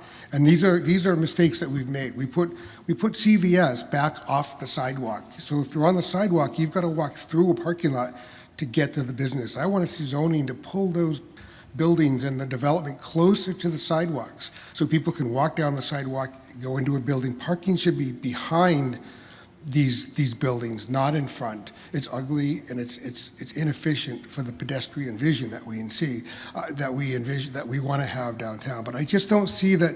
I don't really see how spending money on this now really fits into that larger vision. And those are the topics that I want to see presented: is the zoning and what are we going to do from our own sort of regulatory approach to transform downtown. I think we really need to do things along those lines than just putting more grass and fresh sidewalks. I can address that. So back in 2010, there was a comprehensive rewrite of the zoning bylaws. So the zoning bylaws already say those things, and they've said those things for the last 15 years. So it does require the buildings to be right up to the sidewalk edge. It does require the parking to be either on the side or the rear of the building.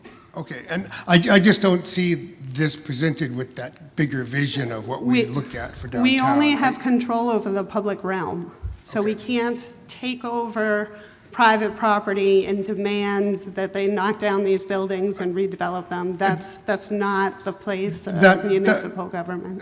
That's fine. I just don't see this tonight as presented with a long-term vision, and because of that, I'm not going to support this. Thank you. Microphone B, please.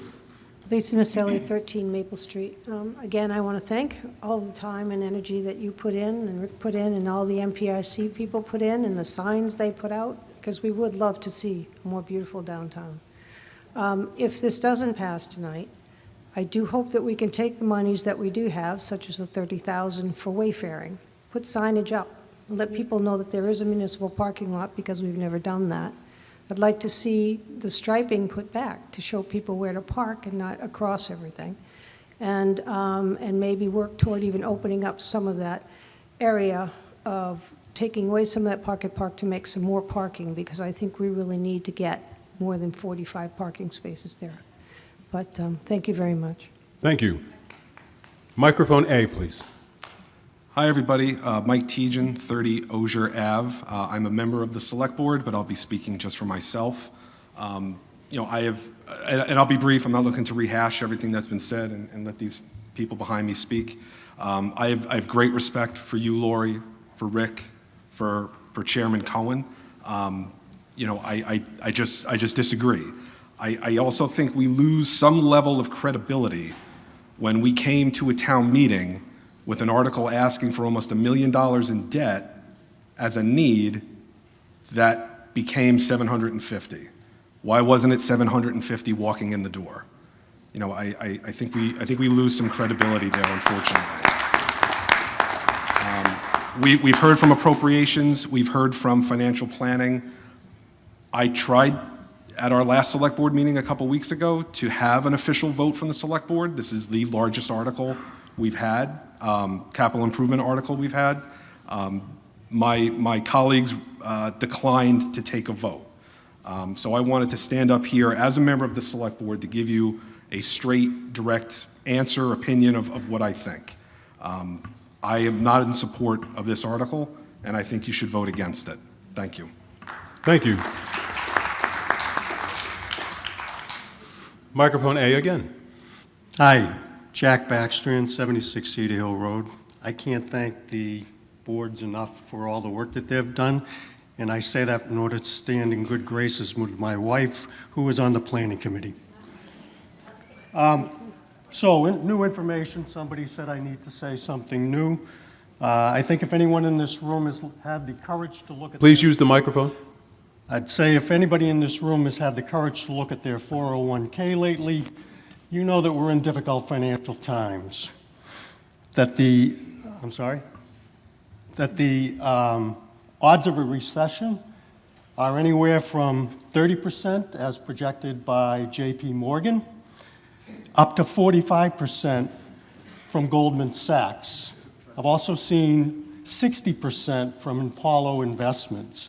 These are people who understand what's going on in the world. They're blaming it and recognizing that the cost that this recession is being driven by the tariffs and the trade wars that are imminent if they are carried out. It's all relevant to the idea of this town not looking at the economic headwinds that we're facing, whether it's a recession, funding from the state, federal, those things, we don't have funding, correct? This is not funded? Just to clarify, the grants are are due once a year. They're only available once a year. Okay. The deadline for the MVP grant was 2 weeks ago, and it takes them 6 months to respond to a grant application. The Complete Streets grant is actually due tomorrow. I filed it today, and that will take approximately 3 months to respond. So this is always the way it is. Okay. So town meeting is always held at this time in April, and the grant rounds are always due in the spring. So there is never going to be a time where I will have grant money in hand going into town meeting.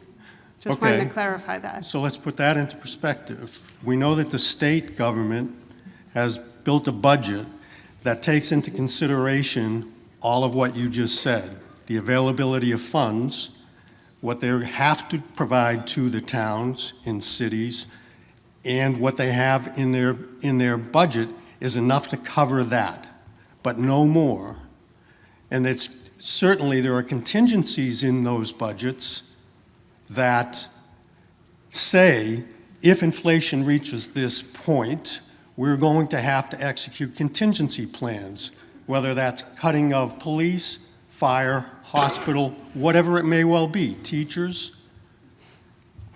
There's none of that in this budget, none of it. This board has not put together a budget that has contingencies. In 40 years of my experience working in finance and accounting, I have built dozens, hundreds of budgets. And every single one of those budgets, whether I had built it in as a contingency or the corporation had built it in, had contingency. You have to. I'm sorry, you're at 3 minutes.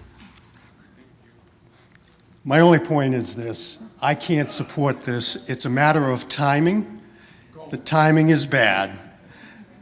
We're facing economic headwinds that we haven't faced in years.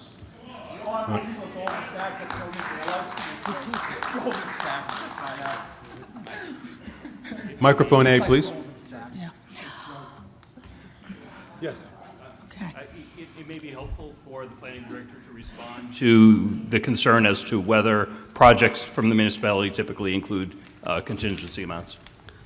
This project, the construction costs include a 20% contingency. Okay. Rose Di Benedetto, 6 Laurel Avenue. Just hearing a lot of things, there's no one in this room that doesn't want to beautify even their own homes. There's things that have to be put on hold. There's roofs, even in our own house, our driveways, that have to be put off for the next year, okay? And so you can't get the curtains, or you can't do the carpeting, because so many other things are falling. In the last 2 nights, there's been major fallings and depreciation on a lot of equipment that I didn't even think we needed, because everything was coming due after 20 years. How many trucks, how many this, how many that? I'm speaking not only as a citizen and a community member here, all right, of Northborough. This whole double town, it's been like that. I'm here 30 years now. It's just the way the town is set up. It's not a Lexington. It's not a Wellesley, where you have one town center. All those people come before the Lord God. It has always been split into 2. So we did a common, which is lovely. I'll be honest with you. I'm back and forth all the time. If I see one person in that common, woo, okay, that's number 1. Who's to say that Tommy Lowe, where all of those stores are going to say, hey, what about us? We're the second arm or pillow to this town. We need a park down there too. Yes. But let's put that aside, because that's redundant. That's what everybody has said. I heard school board, not even faculty, was not mentioned faculty, 4, sorry, I'm thinking my district, 4 staff members. That could be someone in the kitchen, that can be an aide, that can be, there's so many pieces to having that school community run every single morning. West Boylston, 8 classroom teachers, not staff, faculty.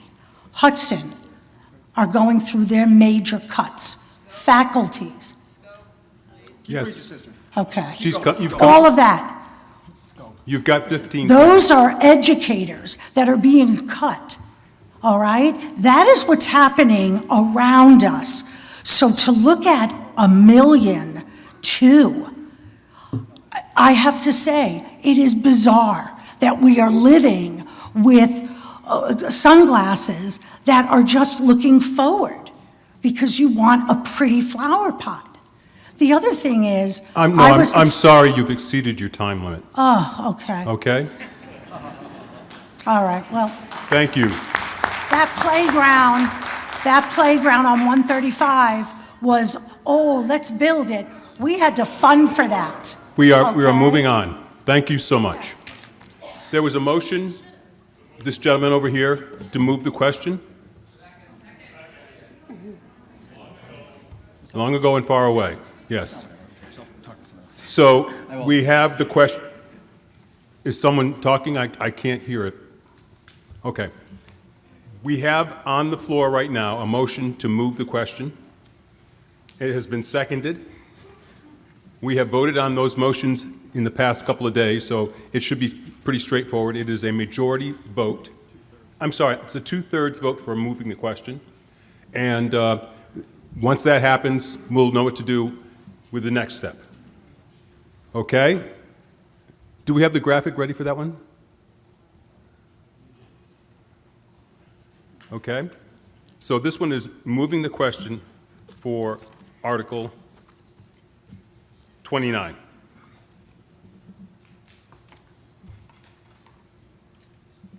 It requires a 2/3 vote, just as a reminder. The voting is open.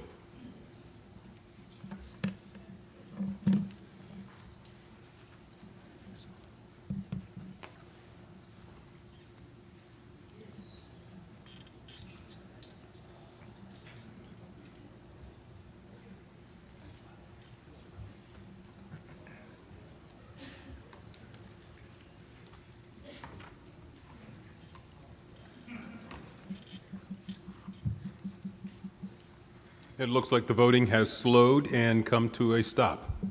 May we see the results, please?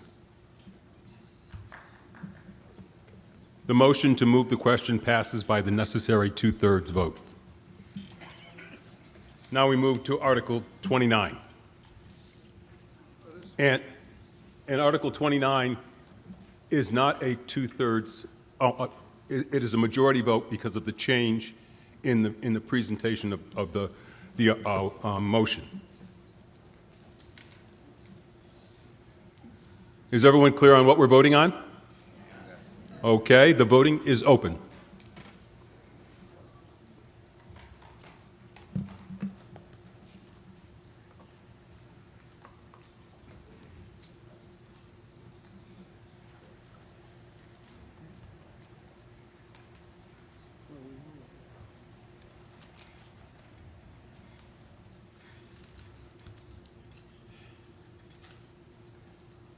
It looks like the voting has slowed and is not moving. The results. Article 29 does not pass. Before we move on to Article 30, I intended to make an announcement at the beginning of this session, and it slipped my mind. But earlier this afternoon, I got an email, and there was a conversation about making a change in 2 of the articles, that because of travel schedules for individuals that will be part of that presentation, Articles 47 and 51 need to be addressed, or it has a very negative impact on a number of other issues down the road. So I indicated that at the hour of 9:15, if we have not gotten to Article 47 or Article 51, that we would take a timeout and move those articles forward, have the presentations for Article 41 and for Article 57, not simultaneously, but the two articles, and we can go through that and then return to our regular numbered article. Yes? Move to lock in the vote on Article 29. Would you like to reconsider that? Move to reconsider. There's the second, okay. And we all know what reconsideration is? We're locking the vote in.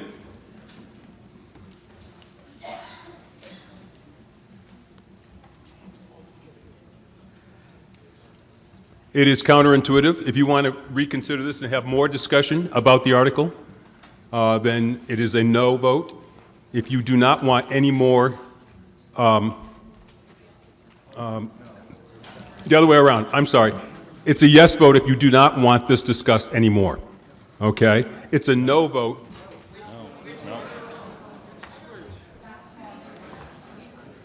What did I just say wrong? A yes vote is to reconsider.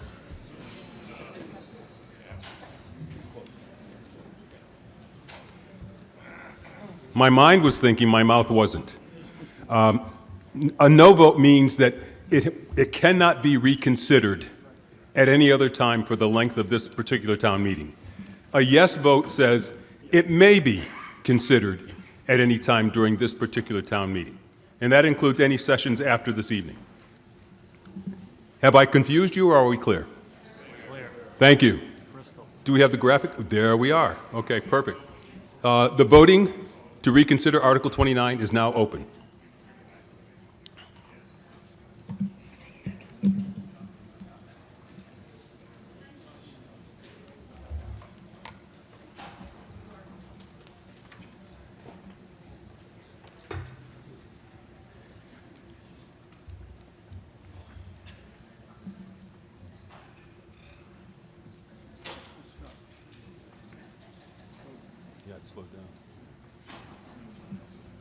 It looks like everything is slowed down, so now there are the final 10.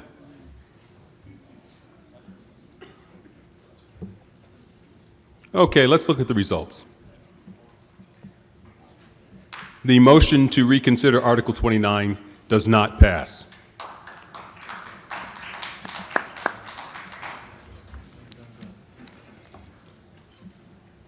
Article 30. Good evening. I swear she's not here to guilt anybody into voting a certain way. I move that the town vote to appropriate the sum of $75,500 to upgrade, for upgrades to the 1/5 of the classrooms at the K-8 Northborough schools, including all costs incidental and related thereto, to be transferred from free cash to be available for expenditure in fiscal year 2025. The motion has been made and seconded. And Becky Pellegrino is going to present tonight. Okay, thank you.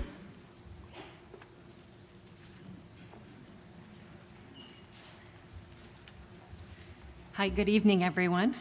So the district has developed a 5-year plan to replace outdated classroom presentation systems, which are essential instructional tools for teachers. You can see the picture that is shown above is actually a classroom that can be found in Melican Middle School right now. Most of these current systems are over 10 years old, well beyond their expected lifespan, and are increasingly prone to failure. These systems vary widely across classrooms and schools, with many consisting of projectors on rolling carts that are connected via extension cords. The plan will standardize classroom technology across the district and introduce new and more efficient modern equipment. In the first year, new systems will be installed in 25 grades 7 and 8 classrooms at Melican Middle School. Subsequent phases of the plan include Year 2, Melican Grade 6 classrooms, Year 3, Proctor, Year 4, Z, and then Year 5, Lincoln Street. We are currently evaluating replacement options, which include either wall-mounted projectors or interactive touch panel display systems, and the estimated cost per classroom is $3,000. And I welcome any questions on this proposal. Thank you. Before we have questions, would like to get an opinion on the part of the pre-K through 8 school committee? Is there anyone here from there? We vote unanimously in favor of this article. Yeah, I hear from appropriations, please. Mr. Chairman, the Appropriations Committee voted unanimously to recommend approval of Article 30. Thank you. And financial planning. The Financial Planning Committee unanimously voted to recommend approval of this Article 30. Thank you. We have discussion debate, and I'm going to start with microphone B. Thank you. His illustrious Holy Royal Majesty, Michael A. Leonard and Associates, 90 Brook Road. Listen, this is a question of values, okay? And values cannot be measured using a mathematical equation. It's very, very sad, okay, when we put our money in the technology, right, in all the things, okay? And yet, see, the financial systems that be, okay, want to continue to increase the funding of administration, of security, of all these unnecessary fancy gadgets and gizmos. But we don't fund physical production. We don't fund our teachers. Our teachers are lacking decision-making because of all the standardized testing, all the stuff that turns man into a robot. Okay, our teachers lack the freedom to teach what they teach because of the over-administration, which is a product of an infinite regress of the financial sectors of society, funding this equipment and having debt service. And it just shows you where our value systems are, that, you know, we argue about, yes, we need more, the firefighters need more money, the personal firefighters, they need better salaries, the teachers need greater salaries, absolutely. The financial system uses the dialectics to divide and conquer us, having us fight more wages for fire. We need parks, we need more parks, we need more workers. We need the people to stop doing these clerical jobs, which are draining to their mental health, and it is, right? And get out and actually do physical labor and contribute to build things, which is in their inherent artistic creativity, okay? So the issue, okay, here is that we're trusting in this technology to educate our children, right? And it's totally unnecessary, but we don't spend money for the things that we do need. Building actual housing, building things that can house a big bit, building fruit trees and local production.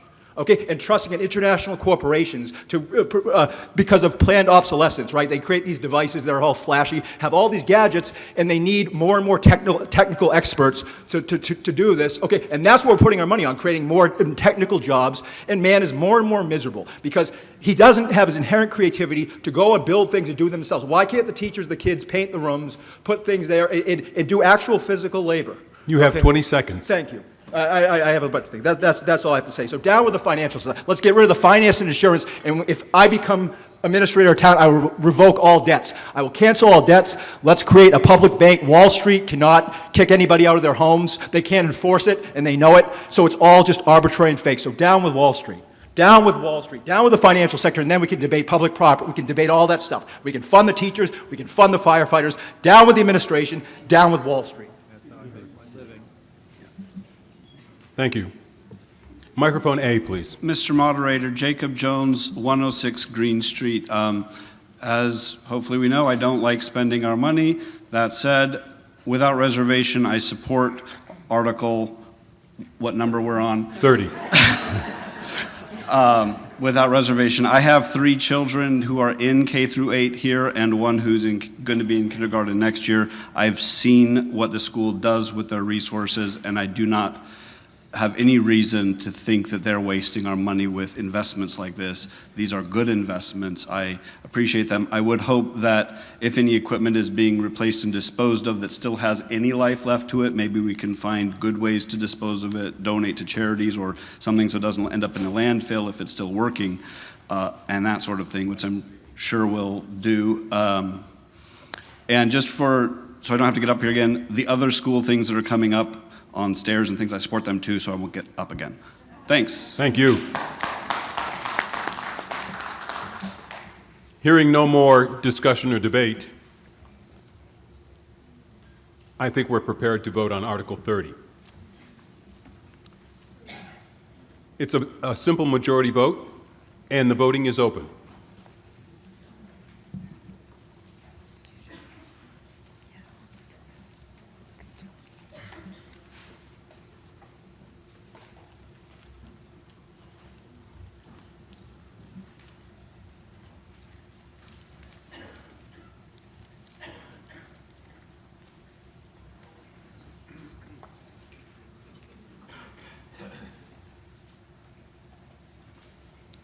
Looks like we are ready to see the results. Article 30 passes by the majority vote. Thank you. Article 31, please. I move that the town vote to appropriate the sum of $60,000 for the repair and replacement of a portion of the playgrounds at Fannie E. Proctor Elementary School, Marion E. Z School, and Lincoln Street School, including all costs, incidentals, and related thereto, to be transferred from free cash to be available for expenditure in FY 2025. The motion has been made and seconded. Presentation will be by? Becky, thank you. Okay, thank you. So last summer, we did have a certified independent third-party inspector come out to all 4 elementary schools to inspect all of our playgrounds. This inspection revealed damaged, rusted equipment in areas that are not in compliance with current playground safety standards. The 3 schools that we will be focusing these funds on are Proctor Elementary, the Z School, and also Lincoln Street School. The Proctor Elementary School's play structure is nearly 30 years old, and it is in most need of repair. We will be targeting replacement of the non-compliant sections and not doing a full replacement, and the estimated cost for repairs at Proctor is $45,000. For Z and Lincoln Street, the remaining 15 funds will be allocated amongst those 2 schools, again, to repair and replace any worn, broken, or rusted equipment. Thank you. May I hear from the school committee on Article 31? The school committee unanimously supports this article. Thank you. And financial planning? Financial Planning Committee unanimously recommends approval of Article 31. And the Appropriations Committee?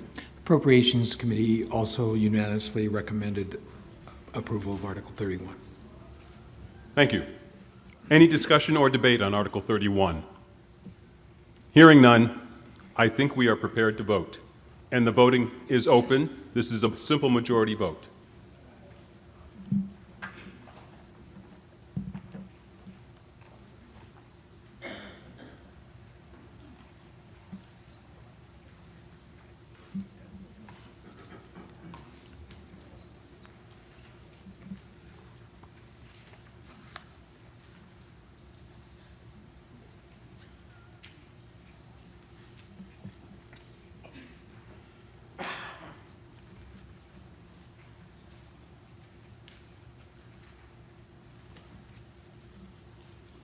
Has everyone voted?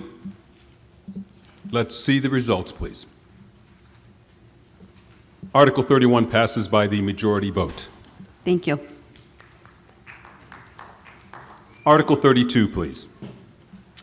I move that the town vote to appropriate the sum of $105,000 for the repair of the retaining walls and the replacement of 2 exterior staircases at the Fannie E. Proctor Elementary School, including all costs, incidentals, and related thereto, to be transferred from free cash to be available for expenditure in FY 2025. Second. I heard a second? Second. Thank you. And Becky Pellegrino will make the presentation. Thank you.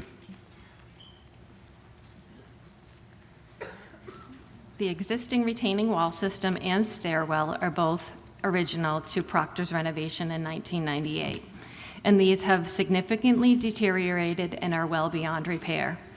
The current railroad tie system for the retaining wall is rotting and poses safety concerns.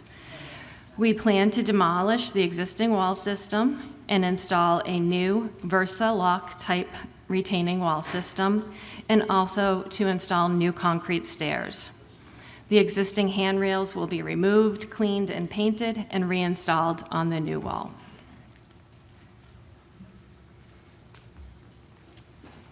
Thank you. Any discussion or debate on Article 32? Hearing none, are we prepared to vote? The schools committee supports this article. I don't know if anybody. I didn't ask you, did I? Sorry. Sorry. Voting is open.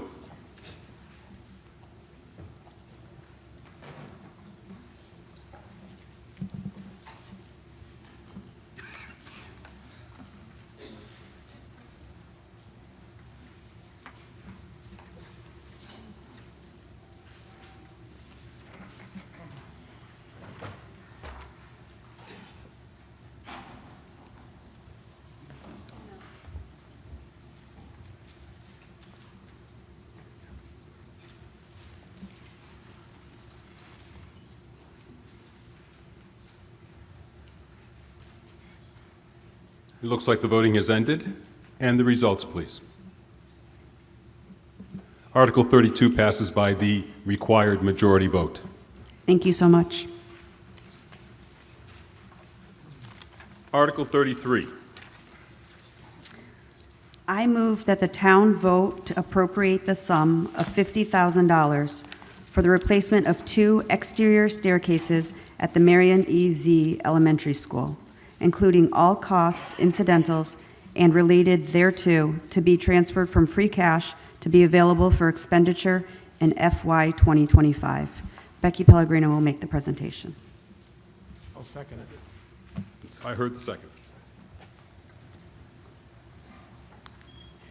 This project will replace 2 original staircases at the Z School. They are located at the side entrance near the parking lot, and there is also one at the loading dock.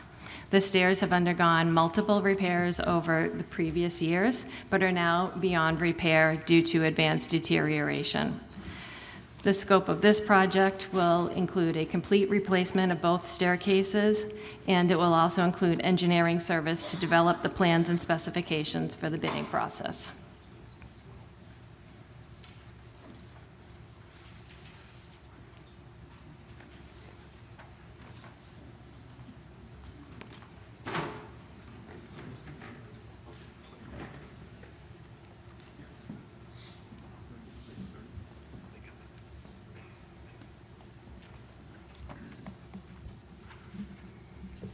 So I did not ask the school committee. You were giving your opinion. The school committee unanimously supports this article. And appropriations. Appropriations Committee unanimously recommended approval of Article 33. And financial planning, please. Financial Planning unanimously recommends approval of this Article 33. Thank you. Just.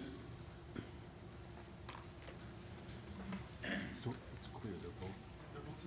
Yeah, okay.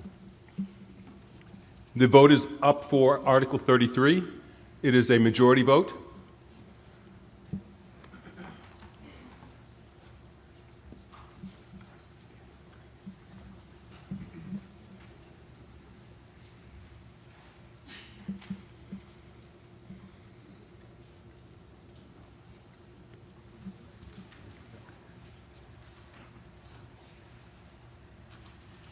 And it looks like the voting is slowed or ended. And Article 33 has passed by the majority vote. Thank you so much. Mrs. Frank is going to read Article 34. Article 34. And your name is Joan Frank, is that correct? Yes, it is. Okay, thank you. Joan G. Frank, if you want the right one. Gala, maiden name. Joan Frank, 420 Whitney Street, member of the Northborough School Committee and the Regional. I have a long one, so I have a marker, so I don't lose my place. I move the town of Northborough appropriate the amount of $100,000 for the purpose of paying cost of owner project management services and schematic design services for the Marion E.Z. Elementary School roof replacement project at 33 Howard Street, Northborough, for feasibility and schematic design services, including the payment of all costs incidental or related thereto, the project, which proposed repair project would materially extend the useful life of the school and preserve an asset that otherwise is capable of supporting the required educational program, and for which the town of Northborough has applied for a grant from the Massachusetts School Building Authority, MSBA, Said amount to be expended under the direction of Northborough K-8 School Committee. To meet this appropriation, the sum of $100,000 be transferred from free cash to be available for expenditure in FY 2025. The town of Northborough acknowledges that the MSBA's grant program is a non-entitlement discretionary program based on need as determined by the MSBA, and if the MSBA's Board of Directors votes to invite the town to collaborate with the MSBA on this proposed repair project, any project cost the town of Northborough incurs in excess of any grant that may be approved by and received from the MSBA shall be the sole responsibility of the town of Northborough, and that, if invited to collaborate with the MSBA on the proposed repair project, the amount of funding authorized pursuant to this vote shall be reduced by any grant amount set forth in the project funding agreement that may be executed between the town of Northborough and the MSBA. Motion has been made and seconded. Now you know why I had her read it. Reading teacher, I should be able to read that. And the presentation will be by? Becky Pellegrino. Thank you. Who is the Assistant Superintendent of Finance for the Northborough and Southborough schools. Thank you, Becky. Thank you. So as of January 2nd, 2025, the Massachusetts School Building Authority, also known as the MSBA, invited the town of Northborough into its Accelerated Repair Program. This program provides school districts with funding to perform energy-efficient and cost-saving repairs. The school's roof must be at least 25 years or more in order to qualify for the Accelerated Repair Program. The Z roof is 58,250 square feet and is original to the 1998 renovation. The school is experiencing leaks due to many roof deficiencies, including failed seams, perimeter, flashings, open flashing conditions, wet insulation, ponding water, and debris and vegetation. There are multiple sections of this roof. The main area is a ballasted EPDM roof, and the remaining 4 sections are asphalt shingles. The $100,000 requested tonight will fund a feasibility and schematic design study for a potential roof replacement project. The town will conduct a study in partnership with the MSBA and the town's assigned owner's project manager and designer to find the most fiscally responsible, educationally appropriate, and sustainable solution. This project will ultimately be brought to next year's town meeting for approval. The MSBA will reimburse the town of Northborough for a portion of the design study cost and the roof replacement. Our estimated reimbursement rate is between 45% to 50%. The school district extends its sincerest thanks to the town of Northborough for supporting the replacement of the Proctor roof through ARPA funds. Due to that new roof, the Proctor School and also Lincoln Street School added solar panels to their roofs last summer.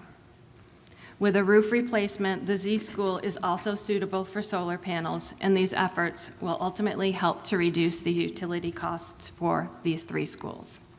And I welcome any questions. Thank you. Before we have questions, I would like the opinion on the part of the school committee, please. The Northborough School Committee unanimously supports this article. Thank you. And may I hear from the Appropriations Committee, please? The Appropriations Committee unanimously recommends approval of Article 34. And Financial Planning. Financial Planning unanimously recommended approval of Article 34. Thank you. And we have discussion or debate on microphone A. Rob Berger, 46 Washburn Street. One quick question. The original roof that went in 1998, did it come with a warranty? And is there any life left on that warranty if it exists? There was a warranty, but there is no longer any warranty left. Thank you. And microphone B, please. Michael Shaka, 120 Maynard Street. So one of my favorite topics, feasibility studies.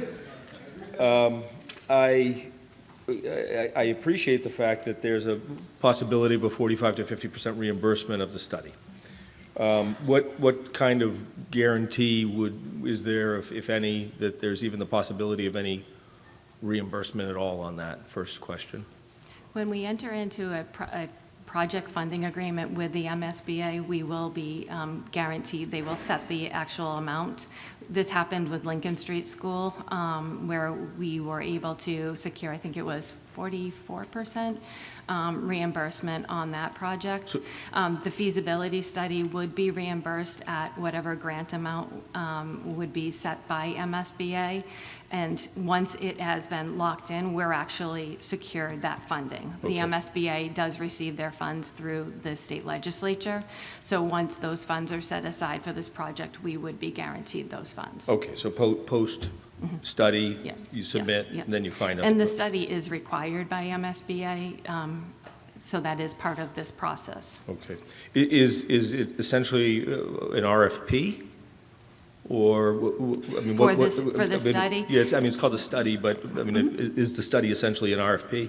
No, so what will happen is the MSBA will assign us with an owner's project manager and also a designer, and we will work with them to look at all the conditions, the current conditions, and to come up with a plan and put together the bid specifications for us so that we would have a good cost estimate for the roof project.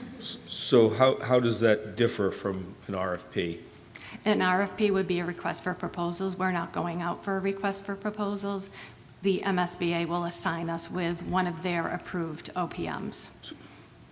So would it be possible to have an RFP requesting a quote, essentially, which would be inclusive of a design?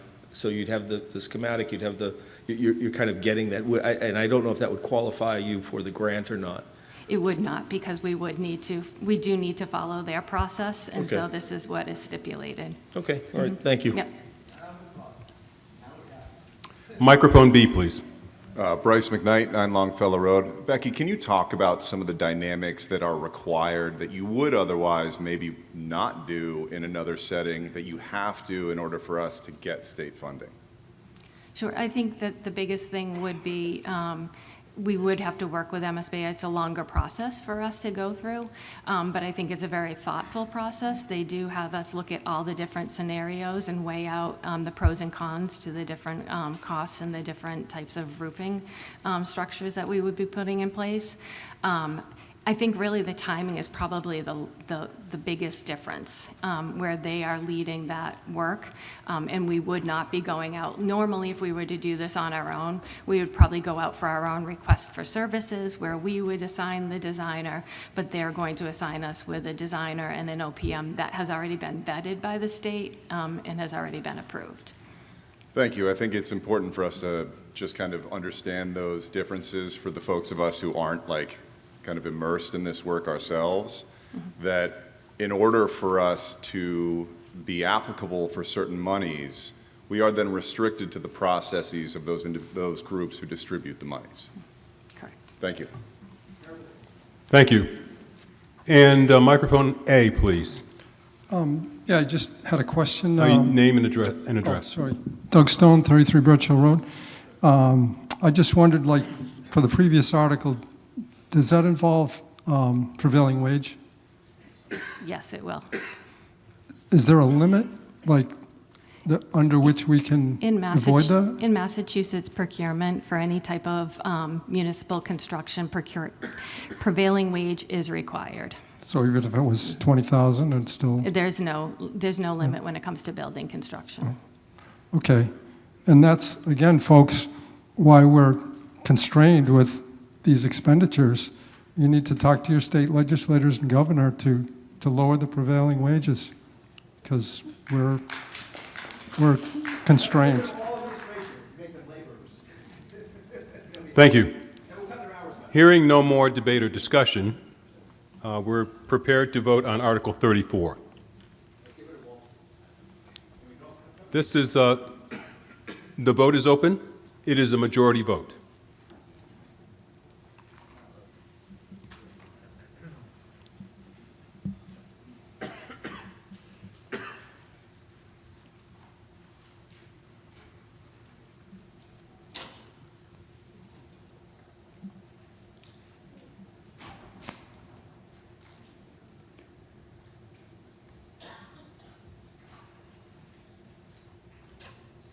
And it looks like the voting is complete. Article 34 passes by the majority vote. Thank you so much. Article 35. Mr. Campbell.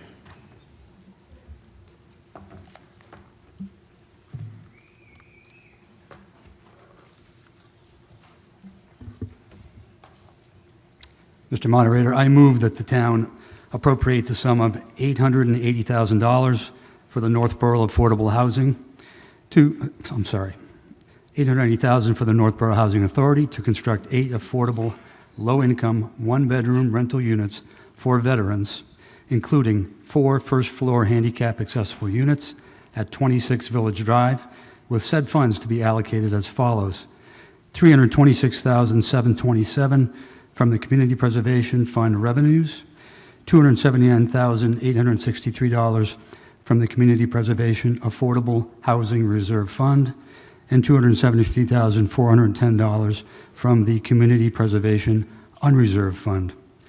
The disbursement and expenditure of these funds shall be subject to a Community Preservation Act funding agreement between the town and the Northborough Housing Authority.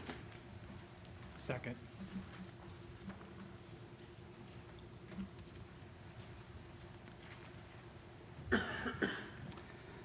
Folks, a quick point of clarification. The motion I read differs from the motion in your packets because there was a typo in the source of funds for each of the 3 allocations. Lines 1 and 3 were reversed in their terms. The amount stays the same. Just wanted to be clear on that. Thank you. Good evening, I'm John Campbell, and I come before you representing our Community Preservation Committee. And I'd like to start by offering my congratulations and gratitude. This year marks 20 years of CPA in the town of Northborough, during which time we've accumulated $3,416,140 in state matching funds. So, thank you. So your 1.5% has gained an average 35% return on each dollar that we put in. Not a bad investment.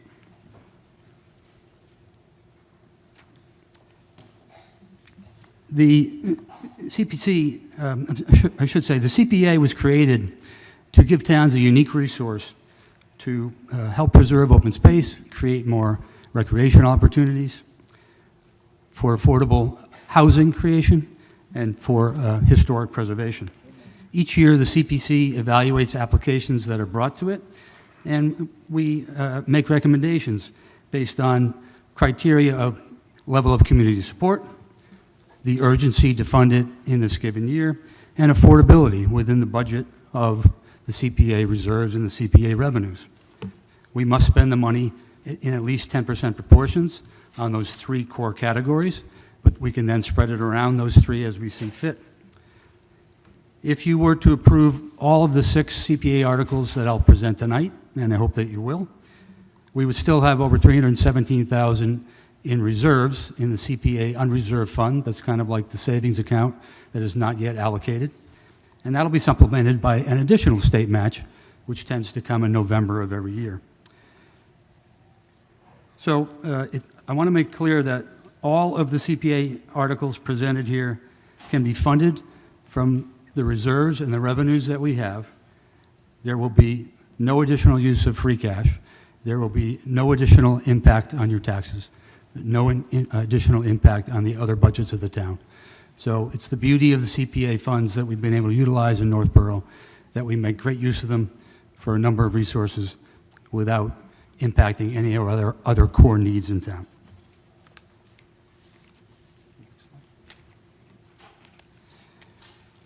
I like to put up this graphic each year to highlight the great things that we've achieved in town with our CPA revenues and CPA reserves. As you can see, the majority has been in the green in open space and preservation, town common, the many trails networks, additional conservation land that we've created, enhancing our parks, pickleball courts, et cetera, and it's all great. But we're underserving the blue pie in the chart in affordable housing. and that's where I come to you tonight in support of Article 35.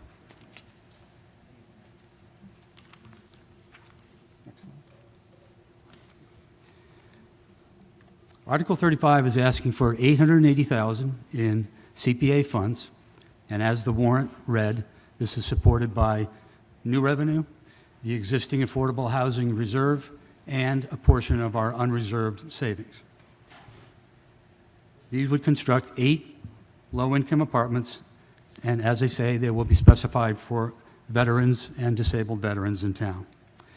The project will cost approximately $2,080,000, with the additional 1.2 to be funded by $300,000 in the Housing Authority's reserves and $900,000 in state grants. And this has been the opportunity for these grants was created by the Affordable Homes Act passed in the state last fall. $5.1 billion for creating housing, and a large portion of it dedicated to public housing for affordable housing. All the units will be of an architectural design that will blend with the existing buildings at Colonial Village. All of the building and associated improvements will go through our normal permitting process through the Zoning Board of Appeals via a comprehensive permit. And the Housing Authority will be subject to a funding agreement to ensure the satisfactory completion of the project. Just like any other CPA fund that the town votes to a non-town department, we have a funding agreement to make sure that it's implemented. Just so you know, and this will follow for any other CPA article, should the project not be able to be completed in the way that it's voted, should it have to be postponed, it sometimes happens, those funds come back into the CPA reserve. So they are not just given to that entity. They must demonstrate completion of the project. At this point, I'd like to also highlight the 2 main goals that this satisfies in our town. One is the growing need for affordable housing that does not get any better each year. Secondly, it's very important to point out that this addition of affordable housing will keep us above the requirement for 40B. If our affordable housing percentage in Northborough drops below 10%, we may be forced to accept housing developments that are unfavorable in terms of their size and location.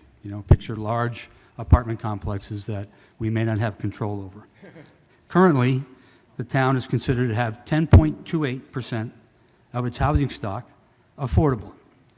However, that percentage will decline to just above 10%, very close to being below it, if all of the market rate units that are currently under construction or have been approved for future construction are constructed. If more come on board, then we'll easily drop below 10%.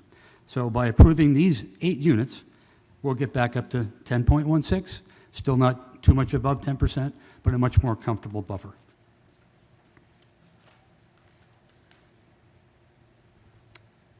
Bring back the last slide.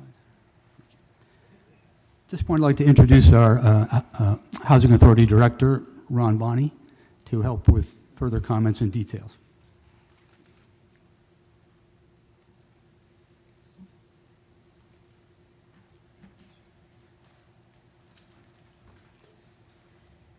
Thank you very much. Thank you, Northborough. I'll try to be as brief as possible, but answer any questions that come up. The only difference on what they're showing on the slide is we would probably angle the building a little more to maximize the space behind it, to kind of increase the 25-foot setback. And the reason why we would angle it would be to allow a fire truck to be able to swing behind it if necessary, God forbid. And we would also probably over to the left, when you're looking at it, over to the left near where you see the red tree, we would add a secondary dumpster over there. We have one on the extreme other end of the property that would put one on this end of the property to allow the tenants to travel a little less to be able to disperse their trash. Currently, we have about 450 to 500 veterans in Northborough. The veteran service agent tells me it's closer to 500 right now. I'm going by the last census that you had. Our current wait list for one-bedroom apartments is at 9,064. Veterans on that one-bedroom list make up 71 people. That's Northborough local veterans. For veterans in neighboring communities, I'm talking the communities that are adjacent to Northborough, there's 89 additional veterans. And then when you get to a 10-mile square area around Northborough, there's 254 veterans on the list. Our entire list for everything is 21,301 when I left the office today. So the amount of people waiting for affordable housing is massive. So if you, like me, want to help veterans, you know, I'm not sure how many veterans are here tonight, but a lot of people, no, there's not a lot of people that line up saying, I want to live in affordable housing when I get older. A lot of people do it because it's a need. They do it because whether it's, you know, spouse passed away, they have to give up the house. Sometimes a parent is aging in place, and the housing authority is a lot more conducive arrangement for them. I mean, we wish that we could build, you know, a 50-unit building. It's not available on the campus. All right. Thank you. Everyone in town wants to see our veterans taken care of. No one more than myself. Every male in my family has served that's over 21 years old. I did 22 years. My son is in. You know, it's just something that our family is passionate about. And we have a number of veterans that already live in our public housing, and I'd like to see more. We have had some homeless veterans in Northborough that I work with the veteran service agent to be able to get him into public housing. And it turned out that the day he got the offer from us, he also got several other offers. One was in a brand new building, so we chose to do that. But before that, he was living in the Walmart parking lot. That should not be the case. We should never have that. Just my opinion. So if anybody has any questions, let me know. Before we do questions, I would like the opinions of the Appropriations Committee, please. Mr. Moderator, the Appropriations Committee voted in the majority to recommend approval of Article 35. And the Financial Planning Committee, please. Financial Planning, by a majority, recommended approval of this Article 35. Thank you. Microphone A, please. Mr. Moderator? Yes. Just wanted to add a couple words before the Sure. questions. I just want to clarify the article you're voting on. This is to approve the recommendation of your Community Preservation Committee for the allocation of money from our reserves for one of the three core areas for which we're able to use CPA money. It does not approve all aspects of the building project. That's going to go through the normal process in town, as we stated earlier, normal permitting process. There will be adequate time for folks to comment during that phase. What you're approving tonight is that this is a good use of CPA funds and that it's available in our reserves. And again, not taxing any of our other revenue sources. Thank you. Thank you. Microphone A, please. Yes, Gib Chase from Juniper Brook Development. As I understand it, the building cost estimated at $2 or $3 million. Half of that, the town is responsible for payment. Is that correct? No, sir. The town is only responsible for the $880,000. Okay, but And that's all coming from the responsible. CPA funds, as John indicated earlier. But we are responsible for that portion. That money is already in your CPA money. That's no additional tax money. That's no additional fees or anything. That's, The existing unit, the complex up there I'm familiar with, I think that was all purchased back in '68, and what, you got about 9 buildings in there now. You got a limited parking area. I think you're supposed to have 72. There's only 56. This new building would add another 64 parking areas, which I'm not sure where you put them. And also, isn't this a landlocked area in there? the building itself would have a pathway up to it and around it. What do you mean a pathway?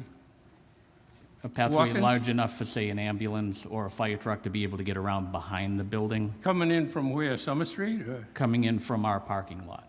from where? From our parking lot, Yeah, you will from be able Summer to get Street. around the building just like you can on the rest of the entire campus. Those are pretty narrow. So there's no entrance from the library side of No, the, sir, and we do not use the library's parking lot. I saw the flyer that was passed out. But I think you're supposed to, according to the building rules now, you're supposed to be adding about 64 more new parking spaces in there, or at least that's what they require. No, sir. The housing authorities are governed by Chapter 121. We're not governed by some of the ones that are on this sheet. Because the sheet that was passed out also says that we don't pay any property taxes. We do not pay property taxes. Housing authorities, like any state entity, we pay pilot money, payment in lieu of taxes, which amounts to 50% of your tax bill plus $100 per bedroom. So we pay Well, a different I'm fee not- structure. I'm not going through the tax situation. I'm looking at the physical boundaries of the site and what it can accommodate. It's pretty crowded in there now. I'm sorry, you have 15 seconds. I went by there Saturday night. There was at midnight, I think- actually 12:30. There was I think 12 then, empty. given the limited time here to go over something like this, then it may be better to pass this over and have a chance to meet and go over in more detail a little bit on how all of this is going to fit in there and how it's going to be accommodated.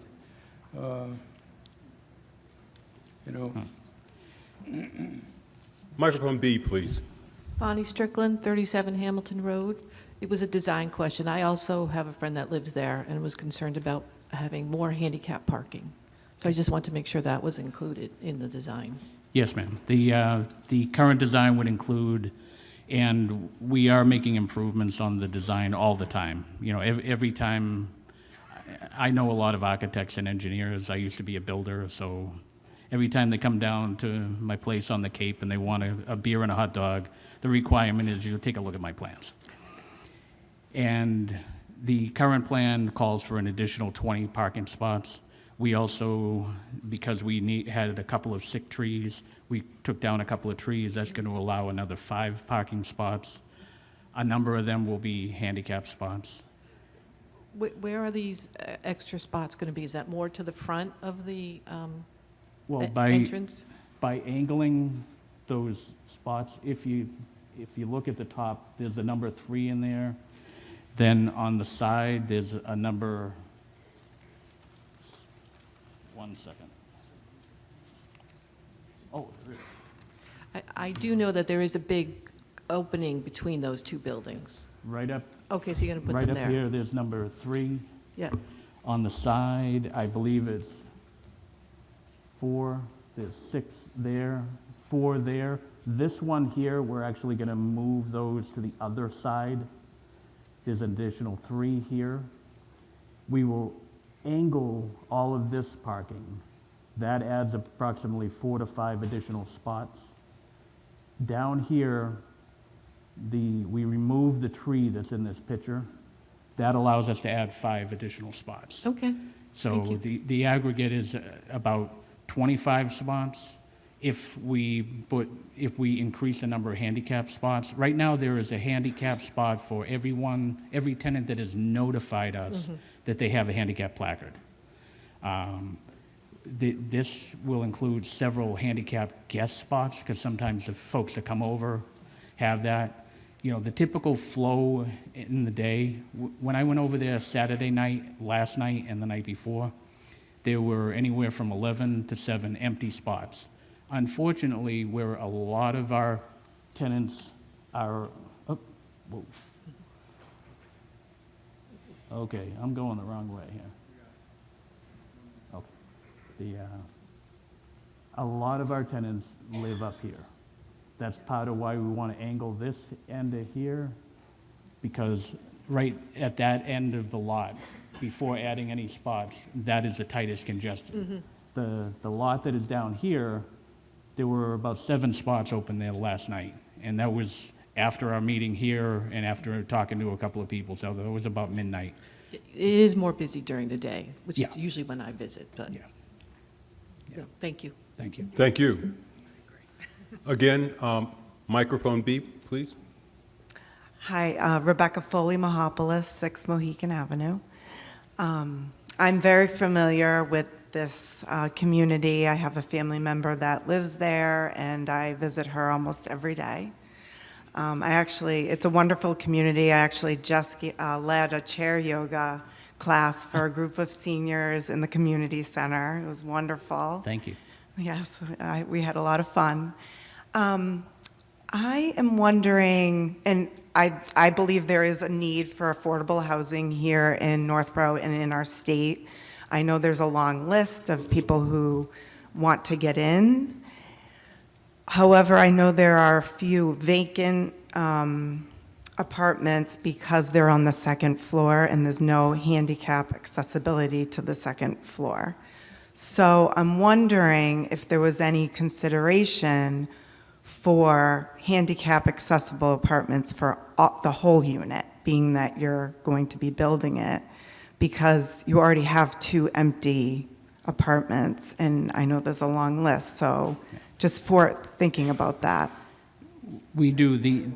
The end of the list for us, for the people that are capable of doing the second floor, is about 8,000 people that are on it. So the only reason those haven't been filled immediately is because there were some maintenance issues there.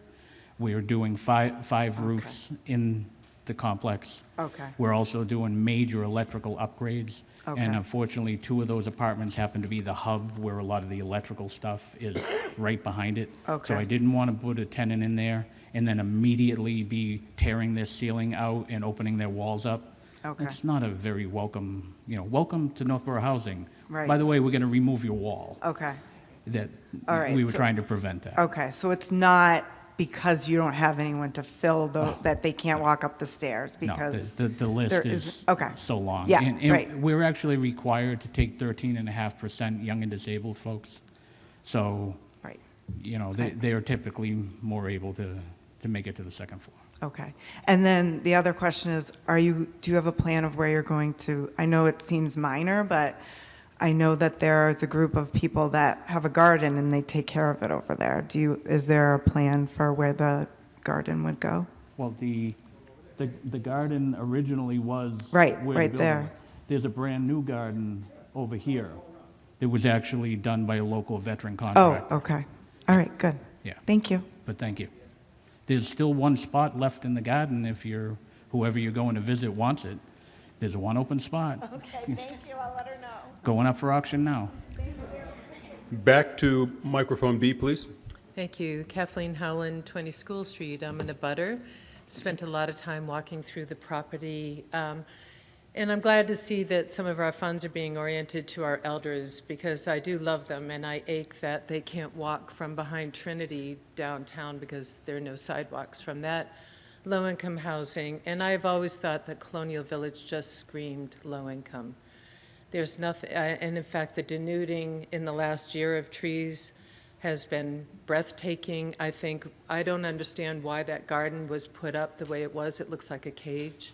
And then there's like a screen of trees between that and the parking lot, as if gardening isn't something to celebrate. I envision that the greenhouse that is such an asset and the community house be used. I think the property just tons of money has been spent to take down trees and nothing to imbue it with green, when all of the research in this type of work, and I hate people who will say there's research, I will offer the studies from Chicago Housing Authority and everything, that the more green, the better the health outcomes for people.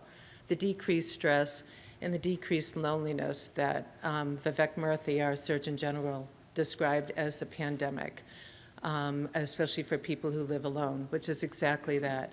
I find it sad. People tell me that they feel isolated. There's nothing about that's community. So now I see you're going to take out the gazebo for parking and that tree that's there. Is that correct? No.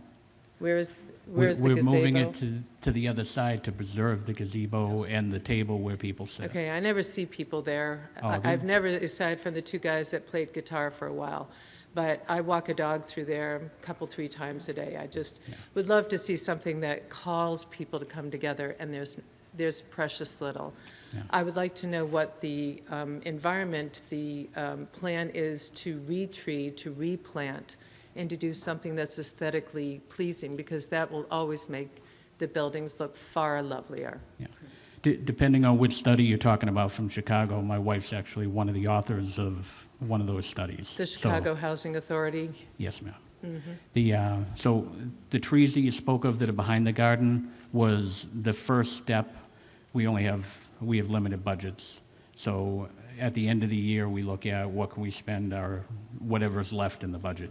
And the trees that were added behind the garden is us trying to re-tree the trees that we took down. We had a lot of sick trees. We had a lot of trees that were invasive species. We had a lot of beautiful trees and as well. Most of them were invasive sumac, so not something we wanted to Well, your own preserve. tree people told me that around the maples that were taken down. So, you know, we can look at that, but please try to explain why the screen of trees, the monoculture that is on the backside. I don't want to belabor it. I just believe that they deserve something lovelier. I agree. Well, we added, I think, very nice trees. I have those same trees in my yard, in both of my yards.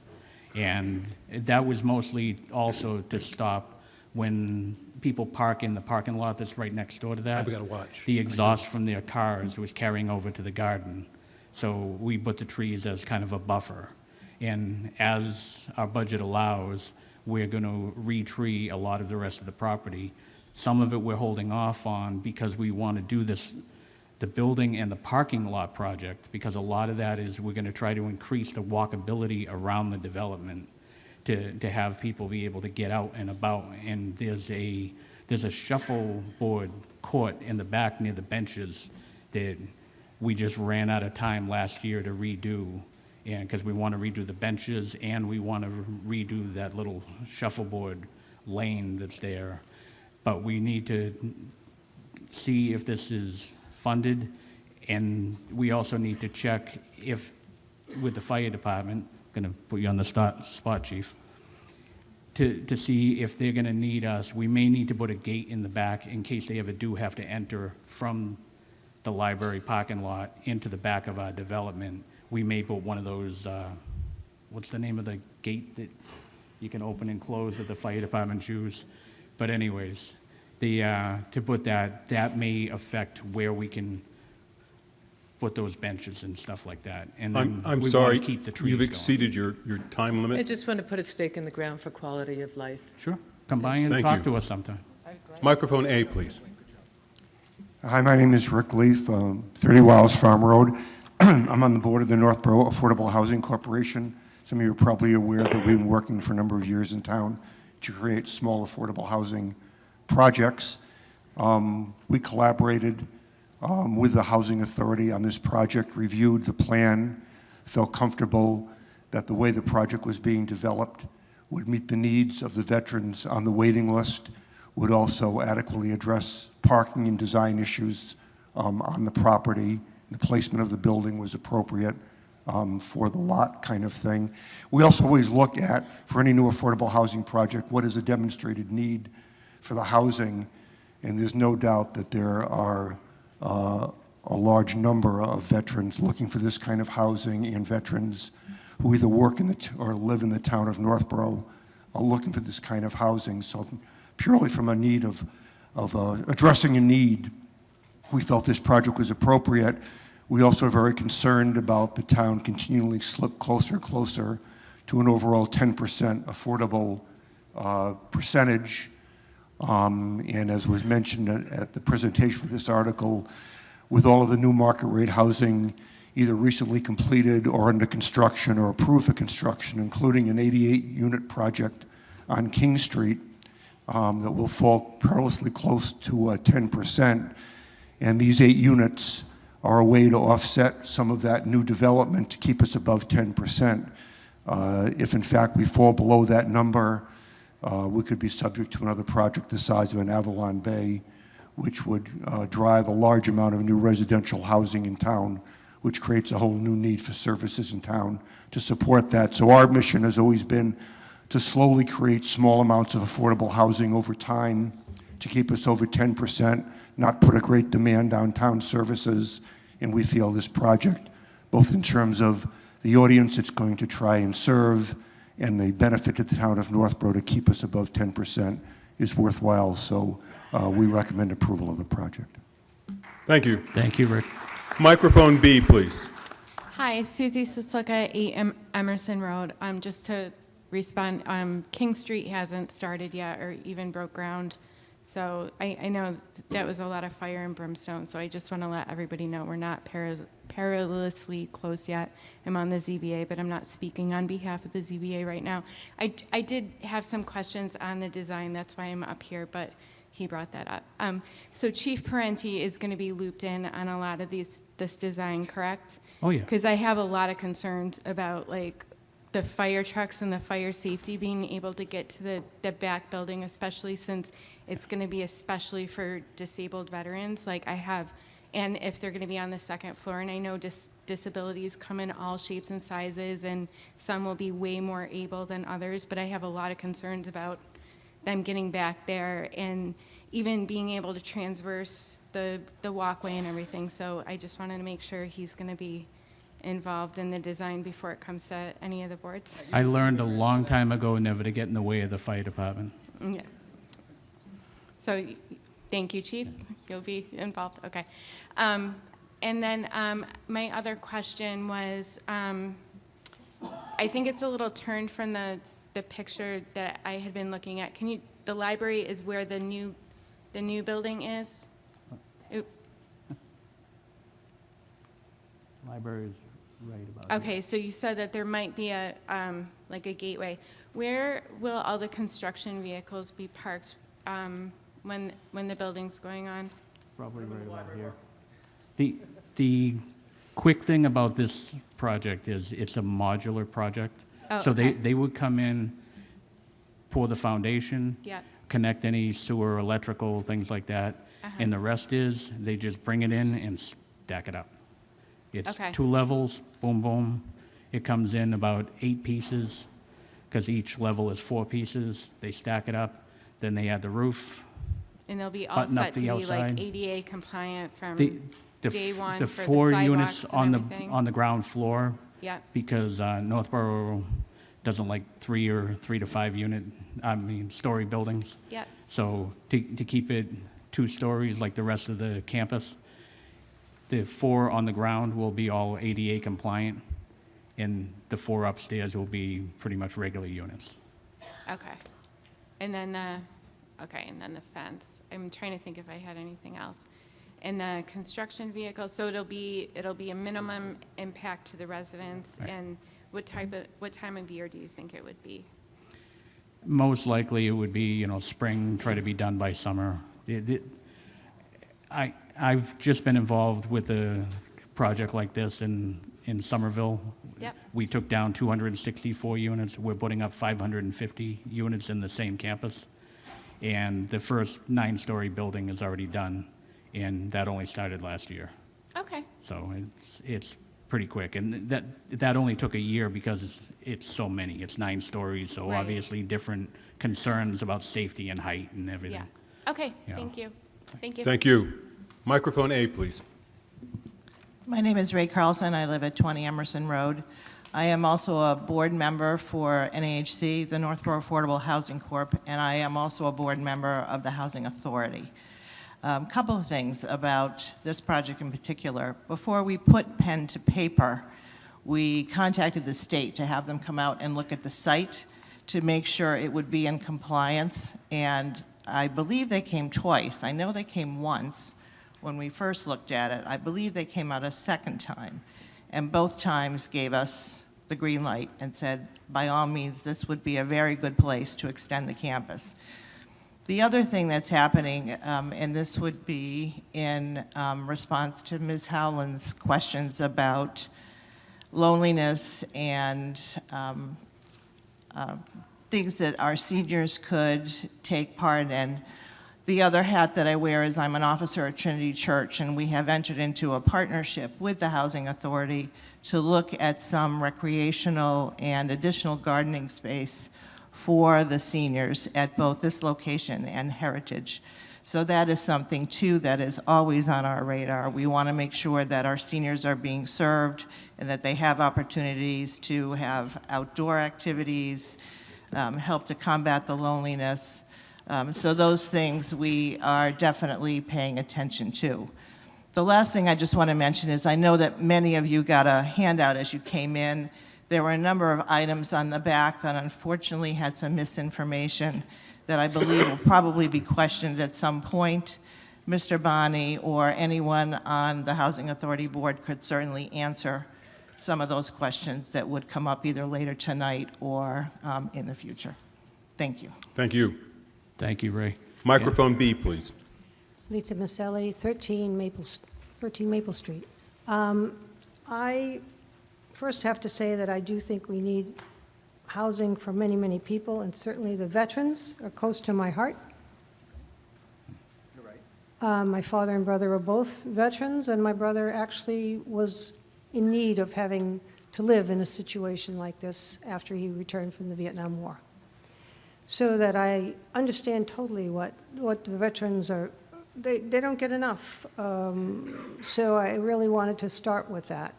Second, I also became very familiar with the campus when I was the select board liaison to the Housing Authority.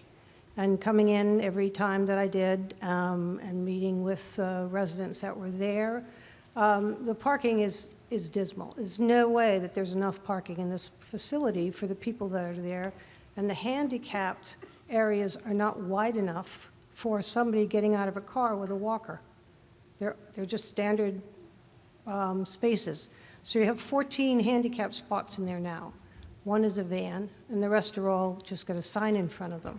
So I would dare say that your parking facility is going to have to be enlarged to accommodate being able to get in and out of the vehicles with a walker or whatever is necessary for the AEB or the ADA or whoever makes the laws for handicapped accessibility. The buildings themselves, the front doors, don't have ramps going up to them. There's a step up, so it's difficult again for somebody with a walker to get up onto those stairs. There's not enough area even for workmen to come in or FedEx or whatever delivery trucks might be there during the day. So that's a huge concern that I had just walking around and being addressed by several different residents. The building itself is in a landlocked position. It has no access on its own, and I don't feel comfortable by saying that you should be able to go through a gate through another municipal piece of land. If there's not enough area in its own land, it shouldn't be put there. Say that again, Lisa. I didn't hear you. What you said. It shouldn't be what? The building shouldn't be put there if they can't get there without being on their own property. You have 30 seconds. Library's public. Yes, libraries municipal. So, and to shorten the conversation, then, I'm not going to be in support of this. I don't feel that it's the right place for it, and we need to be able to have enough space for the recreation that was discussed for the people. Thank you. Just so you know, there are 4 current van spots. There would also be the additional one there, specifically for the residents on that end. Currently, we have no one that operates a van, a handicap van. And the recreation stuff, we have a grant with Springwell where we have recreational activities at Colonial Village on Mondays and Thursdays, and at Heritage Village on Tuesdays. And they include bingo, painting, the chair yoga, a number of other activities. So, you know, we are always trying to increase the activities. And the library is right next door, and the library has a whole array of services that they offer. And Good job. Thank you. Microphone Thank A, you, please. Mr. Moderator, Jacob Jones, 106 Green Street. Like one of our friends recently, I'm also on the ZBA. I'm speaking as I always do, as just Jacob Jones. And even if this comes before us, I'm not prejudging, I'm completely open-minded. I do share some of the concerns that have been shared about the parking and space and things. I do give a lot of consideration in this case to the work that our Community Preservation Committee has done. And that is really weighing on me because they have thought about this project and other projects. In my mind, what I'm thinking is, okay, we have money allocated to spend on things like this. Sometimes it's which good option do we choose? And I wondered if very, very briefly, we might hear what other options are maybe coming up in the next few years that might get funded. I know I've heard of a Boundary Street project in some of the meetings. I don't think I've heard of any project for a property that has 24 acres that we bought last year that we were told was going to get possibly affordable housing. I'm not sure if that was genuine or not, but at any rate, they have lots of room for parking and fire station trucks turning around on that property. But I'm sorry, I'm not trying to make light of this, but my question ultimately is, what other options are we effectively saying no to this year by passing this one? And it may be, I may just agree and say this is the best of those options and support it, but I'd like to hear what those options were. Thank you. Sure, thank you. We're not saying no to any opportunities brought before us this year. And as you brought up in the previous slide, we'll have reserves left over. In terms of the affordable housing opportunities, this one is the best and most doable in the short term. The additional units in the Boundary Street area that had been thought about are not practical at this time. The plan for a portion of the Whitney Street property is viable and active in the future. This past year, as I understand it, we've spent the time simply getting that property settled, getting it mapped appropriately, so that we have the area where housing could be, and the rest of it be ultimately protected by a conservation restriction. And in return, we expect to get a DCR reimbursement, if you didn't know, of $200,000 back into our reserves. So there were no other proposals that came before the CPA for this year that would be any more important or that certainly threatened the availability of money. And in future years, while we do look ahead, we only know of the potential to contribute to the projects that we're already building on, be it more open space, be it historic preservation of buildings we already have, or be it building more affordable housing, the three core areas. And there are no current draws on future funds, let's say FY 27 or 28. So we'll have the resources of similar money and probably greater resources each year going forward, which is good news. Thank you. How much time do I have, Fred, to speak, please? I want to be polite here. How much time? I couldn't hear you when you said How much time, sir, do I have to speak? The same as always, 3 minutes. 3 minutes, okay. You know, like I said, I hear a lot of people genuflecting, thank you to Mitch Cohen, thank you to Stephanie Bacon, kissing the ass of the powerful people in town, thank you to the fire chief. These people deserve to be, they do an excellent, excellent job. The Bible says that whatever ye has done to the least of my brethren, that is, when I was hungry, you fed me. When I was in need of housing, you gave me housing. Into the eternal kingdom. Now, those who don't do so, I want you to read Matthew 25. However, this, and I want to also, Kathleen, excellent job, that the gardens can go, its face itself can go all around on the sides. The sun faces that way. It does not take a feasibility study to plant a tree. There's plenty of volunteers. Now, so when people say, you know, when I successfully sue these people for freedom of speech violations, I will donate all of the money to building gardens, and I put my labor where my mouth is. Okay, I'm not joking. Okay, I'll build anything you need. Okay, I'll do it completely for free. Okay, this is an excellent design, the micro housing right here. Now, when people talk about stuff like disabilities and stuff like that, most of the time they're not sincere. That's just excuses because they don't want poor people in town. And that's the truth, right? And they say, oh yeah, we support, disability, but it's just a delay and delay so none of this can happen. There's plenty of options for affordable housing. You could put it in all these unoccupied buildings saying, oh, it's not safe and blah, blah, blah. There's people on the streets, seriously. You know, so you people are a bunch of liars. You just want a virtue signal. That's all you want to do, all this thing. You just don't want poor people in this town. But guess what? The Lord Jehovah is please just. Stay within but the God boundaries. bless you. Please stay within the boundaries, God, okay? God bless you. God bless you for this. So absolutely support for this. When I correctly sue these people for unconstitutional violations, and I ask them to seriously reflect and put their consciousness, okay, and ask if they're truly happy. Okay, and an inability to face the truth, but just use lies and deceptions and try to virtue signal, okay, when people are suffering. And that's what I have to say. So I hope that you don't look at me as rude, but this is the truth, okay? So really meditate on this. Thank you.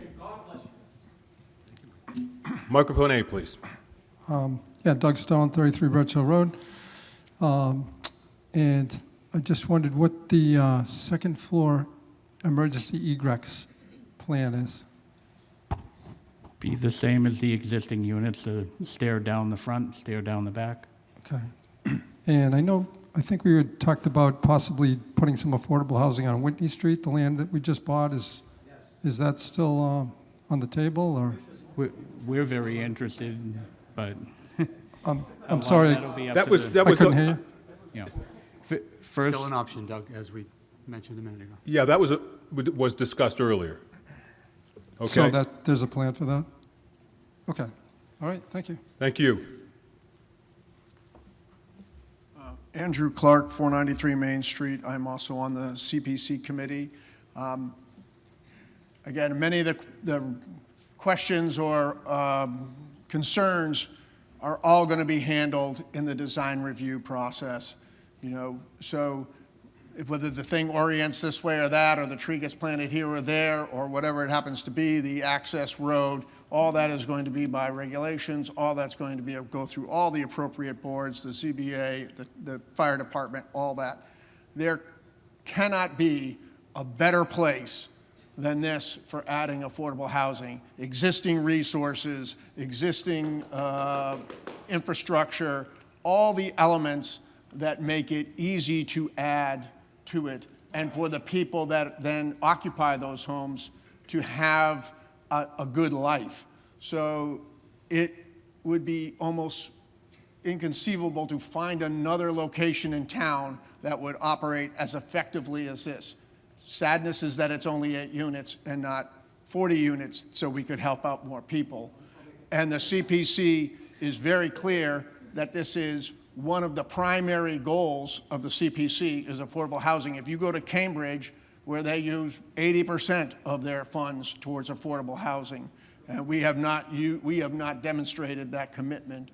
And with Rick and other people involved here, it really is an essential thing. Everyone has said, yes, we're going to be taxed out of our things, where this place is going to be too expensive.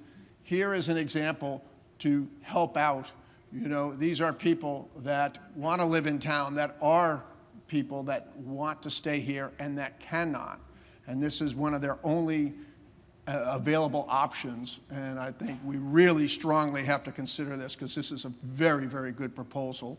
And thank you. Thank you. And this will be our last speaker. Rick Leaf, again, 30 Wells Farm Road. Just This gentleman is directly attacking town staff. No, I'm not. It's freedom of speech, man. No, no, we will not have that, we will not have that discussion here, okay? It's, that does not pertain to the business that we are here for. Thank you. All right, no, I do not want to go down that path. Thank you, thank you. Mr. Leaf. Rick Leaf, 30 Wiles Farm Road. I just want to address the question about other affordable housing projects coming for the CPC. To date, since the CPC has been in existence in Northborough, the only organization who's brought affordable housing projects before the CPC is the Northborough Affordable Housing Corporation. We did attempt this year to bring 2 projects before the CPC, the one you're hearing about tonight in conjunction with the Northborough Housing Authority. And we did have a project on town-owned land on Boundary Street that was deemed by the town to be not a good use of the property and was denied. So the one project that came before the CPC was this particular project. We're going to have to learn more about how we go about building affordable housing on town-owned land. That will come up someday when a project becomes feasible on Whitney Street to get these units up at 100% affordable. With a nonprofit developer like Habitat for Humanity, it usually requires donation of the property, so there's no land acquisition cost. That'll be a question that will come up on Whitney Street as it was on Boundary Street. But the fact of the matter is that there's been a slow development of affordable housing, except for when Avalon came in and dumped 382 units of housing in our town with 25% affordable. That was our major contribution to affordable housing. Other than that, it's been a slow process of small projects over time, which we'll continue to do.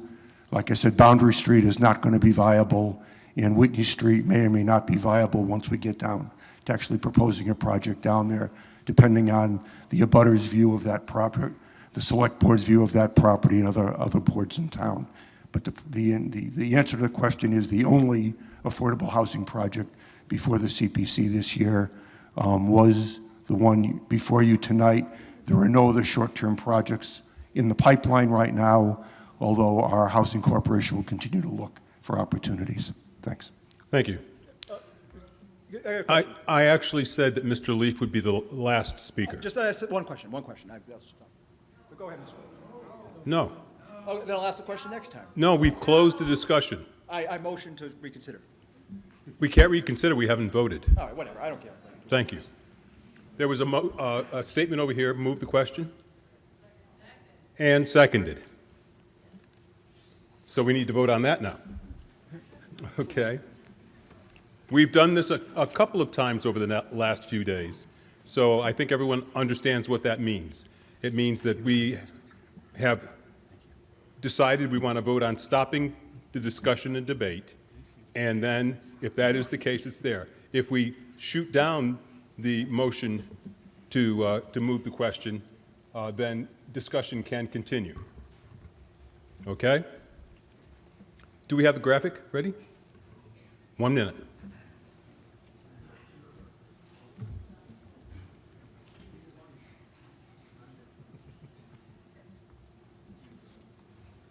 Great. Thank you so much. Move the question is a 2/3 majority vote, and the voting is open.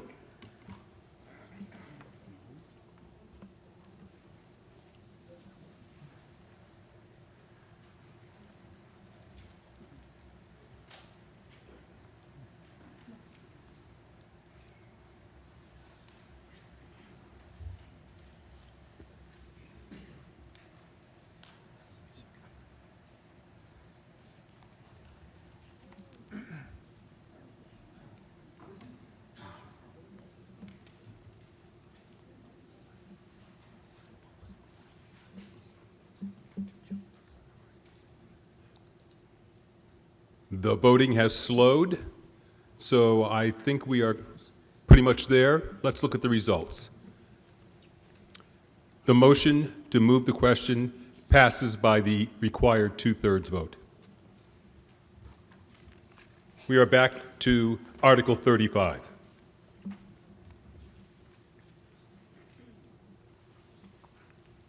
And this is the vote for Article 35. Are we clear on what we're voting on? Then the vote is open.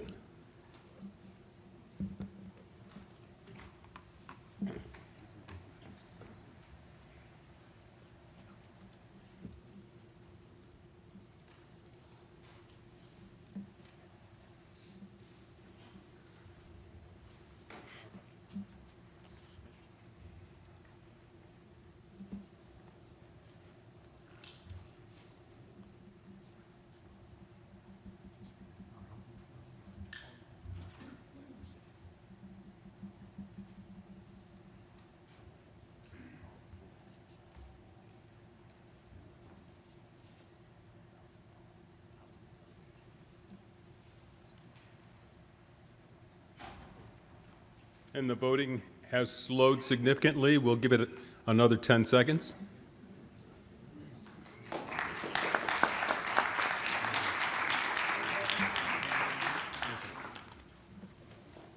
And I have to say this, Article 35 is passed by the required majority vote.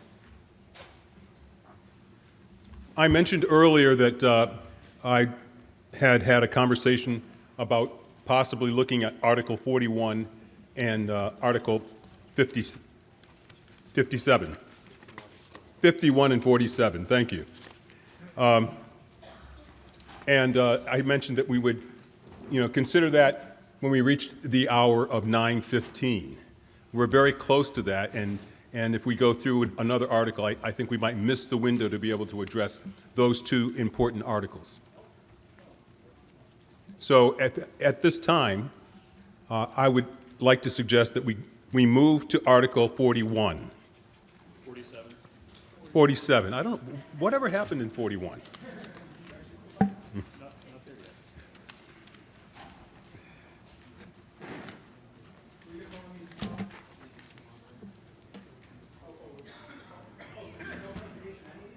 Yes, thank you.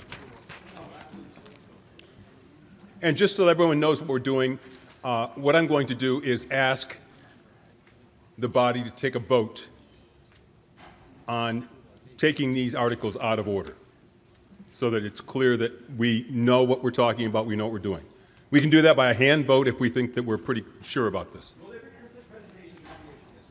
Yes. Okay. I haven't heard a motion yet. So moved and seconded. So in order to save time, what I'm going to do is say we can do a hand vote or a card vote and make sure that we have that there, unless it's dangerously close. All those in favor of taking these articles out of order, please raise your cards. And those opposed. The motion passes. We now may go forward with Article 47. 47, thank you.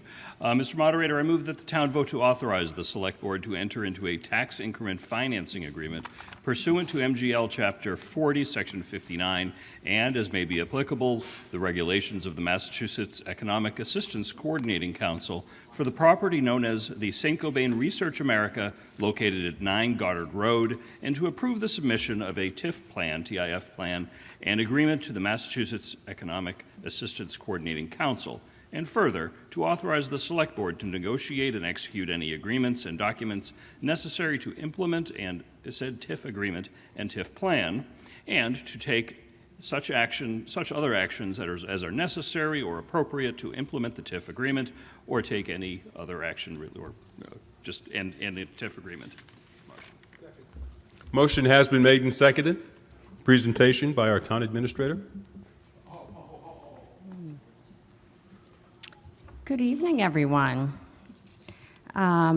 Let's talk about TIFs. What is a TIF? Ooh, sugar, hold on. Oop. Oh, goodness, hold on. There we go. All right, TIF is an acronym for Tax Increment Financing. In Massachusetts, a TIF is actually a specific type of tax increment. It's a tool that allows municipalities to invest in redevelopment projects by capturing the future increase in property tax revenue generated by those improvements. This does not raise taxes, but rather redirects future tax revenue to pay for development costs. It stimulates business growth, creates jobs, and expands the tax base over time. This is a good slide. It will explain it a little bit better. So if you look at pre-investment property taxes, picture Saint-Gobain being as it is. In the adjustment line, picture the new addition, the business expansion. And that incremental tax is what we would negotiate an agreement with, whether it be a variable over 5 years to all the way to 20, certain percentage we would not tax them on in order for them to be able to recoup their losses from building and become stable. So they're part of our economy moving forward. Let's see. So since TIFs use projected future tax revenue from increased property values, it doesn't require new taxes or debt increases for current residents. Without TIF, some projects would not happen or would require tax increases to fund them. Many of our surrounding towns, just like Marlborough, enter into 2 to 3 TIF agreements per year, revitalizing neighborhoods and driving economic development. Data shows increased property values, job creation, and business growth resulting from TIF projects. What if a project fails? TIFs only use funds generated by successful redevelopment, reducing financial risk for taxpayers. Many TIF agreements include performance benchmarks and community benefits to ensure accountability. Okay. So tonight, we have an exciting economic development opportunity involving Saint-Gobain, a company that has proudly called Northborough home for over 40 years. We're presenting a tax increment financing request to support their proposed expansion, a highly competitive project being considered among 8 global innovation centers around the world. As I outlined in my TIF presentation, these agreements can be viewed in 2 ways. You can see the glass half empty, assuming they'll build it anyway, or you can see it as half full, recognizing that the tools like TIFs are how communities show support and strengthen their partnership with key employers. In this case, there is no guarantee the project will move forward without local support. Local incentives and support, like TIF, help show Saint-Gobain's global leadership that Northborough is the right place to invest. The mothership of Saint-Gobain has so many projects before them to decide between, which is why we want to support them as much as possible. If approved, the end result is a significantly higher tax base, more local jobs, and increased economic activity across our community, from gas stations to restaurants to shops. Let me be clear, the town does not lose tax revenue. Just like the slide showed, the current taxes remain unchanged, and Saint-Gobain would receive a temporary tax savings only on a portion of the new value created through their investment. Over time, that investment returns many times over in both revenue and opportunity for the town. Tonight, we are fortunate to have Todd DeNoia, Vice President of Innovation and Research and Development at Saint-Gobain. Todd, would you like to come over and talk a little bit about the project?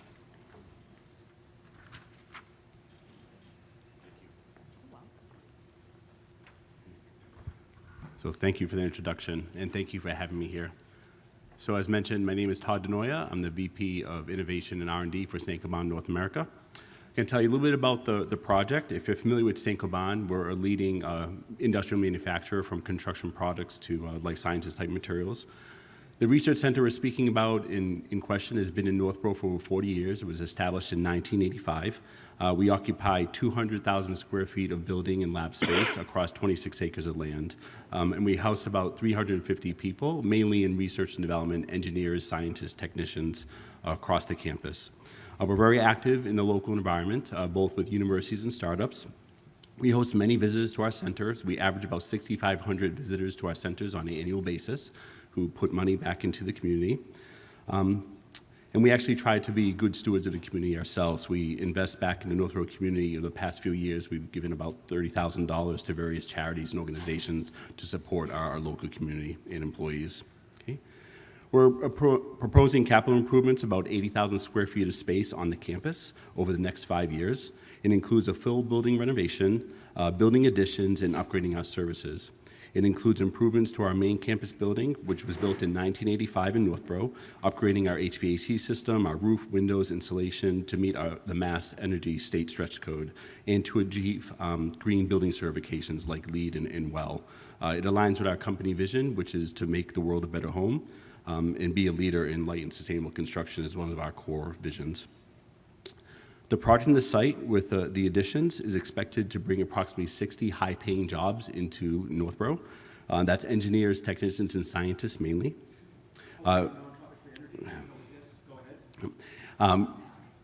Increase property tax revenues for the town as mentioned, and provide strong and continued economic contribution to the local community. We hope such investment and improvements into our R&D center continue to establish the site as a leading industrial research center for Saint-Gobain with a strong and growing workforce in Northborough for many more years to come. As mentioned, we are a cost center as being an R&D site, so we compete with other Saint-Gobain locations that turn profits, mainly our manufacturing sites across North America. We have about 160 manufacturing sites across North America, US, and Canada. So it's particularly important to show we have local and state economic support for such long-term growth investments. And a TIF would be important to kind of show that support to our parent company when we bid for capital funds. Okay. Saint-Gobain, the town of Northborough, we're looking to create a forward-looking partnership which will be mutual benefit for decades to come, and I'm here to answer any questions as well. So thank you. Thank you. What I'd like to do is ask appropriations for their opinion on Article 47. Mr. Moderator, while supportive of the idea and concept and having written a letter of support for this proposal, the Appropriations Committee did not weigh in on this article due to not having specific information at the time. And we had no additional information prior to town meeting, so we're still in that same moment. So supportive of the concept, we just don't know the details of what might be negotiated, so we didn't have information to deliberate upon. Okay, thank you. Any discussion or debate on Article 47? Michael Shaka, 120 Maynard Street. First off, I think it's great that we're showing some element of being friendly to business. That's, I think wonderful. I think it's a good investment for the community and our long-term success. But there's a lot of questions on this. There's a lot of information that wasn't shared, and I think we need quite a bit more clarification on that. I'm familiar with these programs. I've seen them work out great. I've seen them fail terribly. With regard to the expansion, actually, before I even ask that, what period of time is the tax incentive? I didn't, maybe I missed it. Was there a chart that shows the... No, you didn't. We do not have an official agreement yet. It's to authorize us to actually make an agreement. Okay, so there's no commitment there for that. All right, so there's no period of time that's defined. Is there an anticipated period of time that you would do this? I mean, I'm just thinking about a similar situation with the deck building, the digital equipment building in Maynard. It was the old deck with the clock there. When DEC moved out, they gave them 10 years free, zero tax, and based on providing improvements. And the result is that they didn't invest anything in terms of improvement, and for 10 years, the town of Maynard had a huge vacuum, and it sucked all that tax revenue that was once there, and the tax burden went directly to the residents. So the period of time is very important to know. The other bit is, if we provide this, what accountability is there that they're going to actually deliver on the improvements? That is something that we would write into the agreement. For instance, if they said, with this, 60 jobs will come along, and they did not, provide for 60 new positions, then we could stop the TIF. Yeah, so I guess, speaking candidly, while I love the idea, and I think it's fantastic if we could do it, it's really scary to be having a conversation of, trust me, give me the authority to be able to do this, and it's almost like, sign the bill, vote for it, and we'll read it later, right? I mean, that's what this is. So Yeah, there would be open communication prior. No, quiet, please. Right, Stephanie? Please, quiet. Yeah, it's actually hard to think when you have all of these interruptions, Mr. Moderator. I understand. Thank you. Yeah, so we would have open conversations about what we're going to be putting in the agreement back and forth between the different, parties at hand, the select board. Okay, yeah. There's no commitment of dollars to this, which is, that's relieving. There isn't. We're not at that point yet. Yes, I understand. So the reason why we brought this TIF forward is because of the major competition that there's 8 global Saint-Gobains over the world, and so they're competing with many other projects. A huge part of it is local support. And if they don't have that local support for something like a TIF, it could really sink the project. Mike. Be quiet. I'm right.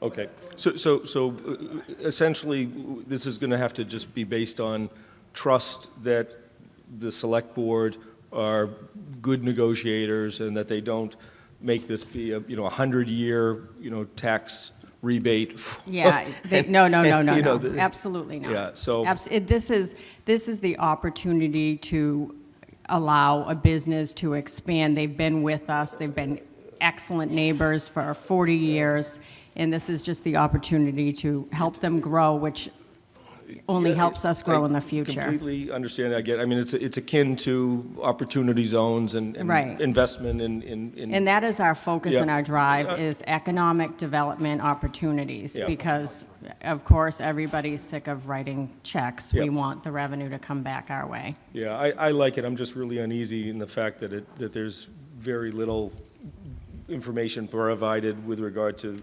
the term of the tax incentive and also any commitment to actually follow through with the development. So Yeah, in that, I mean, you're right. We don't have that, but anything that we can put in the body to protect the town, of course, Yeah. that would be done. And that's very standard to put that into the terms that, if there aren't, like I brought up before, the positions that you said would be filled, 60 people coming as a new part of the workforce, then, yeah. Yeah. Okay. All right. Well, thank you. could cease the Yeah. I mean, TIF. I would love to be in favor of this, and I'm not saying I'm not, but I almost would ask you, Mitch, the Board of Selectmen, if there's anything that you guys could say to give me the warm and fuzzies on it would be. It'd be great. I think it's just another tool in our toolbox that we can use to help create economic incentives. I will ask the chair of the board of the select board to be able to give a response to your question. Thank you. Mitch Cohen, if you could turn on, there we go. Mitch Cohen, Chair of the Northborough Select Board. Yes, I will share some warm and fuzzies. I've had the opportunity to have a couple of meetings with Todd and some of his staff, with Stephanie. This property that Saint-Gobain is on is also in Marlborough. It's more in Northborough than Marlborough, hooray. So we also had some Marlborough folks there, including the mayor and their economic development director. A really, really good meeting. They walked us through details of the project. tour of both the existing building that they plan to renovate and expand, as well as a building that they recently did. Talked about a building that they are in the process of adding that is unfortunately entirely on the Marlborough side, so they're going to get the tax benefit of that one. This is a really, really good project. I'll be honest, I'm somewhat uncomfortable bringing a request to the body to approve a TIF that we haven't yet negotiated, because this is a company that we understand what they're doing. They're not doing anything that folks in town would not like. They hire great people. They're just run a really, really good facility that employs a lot of Northborough residents, plenty. I am comfortable going forward and asking for permission to negotiate a TIF for the board to then negotiate with St. Gobain through Stephanie. I want to make sure that the Appropriations Committee is intimately involved in that process. There are a couple of other TIFs that are also on the warrant that will come a little bit later. We'll be passing over those because those are not at this stage yet. This one is in a special case where we really want to go forward. We really want St. Gobain corporate in Europe to go ahead and say, yeah, Northborough is going to be a great partner in this. We're going to sink tens of millions of dollars of their money into doing this. We will then be the beneficiary of that in a number of ways, including the future tax revenue. I appreciate that I can't tell you, the details of the TIF yet. TIFs are typically, if not ever, any longer than 10 years, and typically they are usually a ramp up as far as the revenue that the town gets, but it's always in addition to what they pay now. And there has been no discussion or no request of the town spending any money on this project. This is just additional tax revenue that we will get. And I hope that's the warm and fuzzies you're looking for. Not as much as I'd like. I'd love for St. Gobain to give a period of time of expectation that they would have. Are you comfortable saying that, we would request no longer than 5 years or 10 years or just provide some level of comfort on what your expectation is? So I think we'll bring in our staff. Calling you on the spot. Yeah, no, we'll bring in our staff to negotiate the TIF in the terms of Arm the wrestling. agreement. And we want it to be favorable for Northborough just as much as you do, actually, because it is about the employees and the resources, the jobs in the town, right? So we've been here for 40 years. We want to continue to establish that relationship. And the best thing to do is to have a great relationship with the town that's hosting you. So we do want it to be mutually beneficial, so we both kind of grow and prosper from that. And I think we'll work with them on term negotiation and other factors involved. All right. All right. Thank you. Mitch, I Thank tried to get an answer out of him, Mitch. All right. Thank you. Well, good luck. Microphone A, please. Yes, Gib Chase, Juniper Brook. Mitch, typically,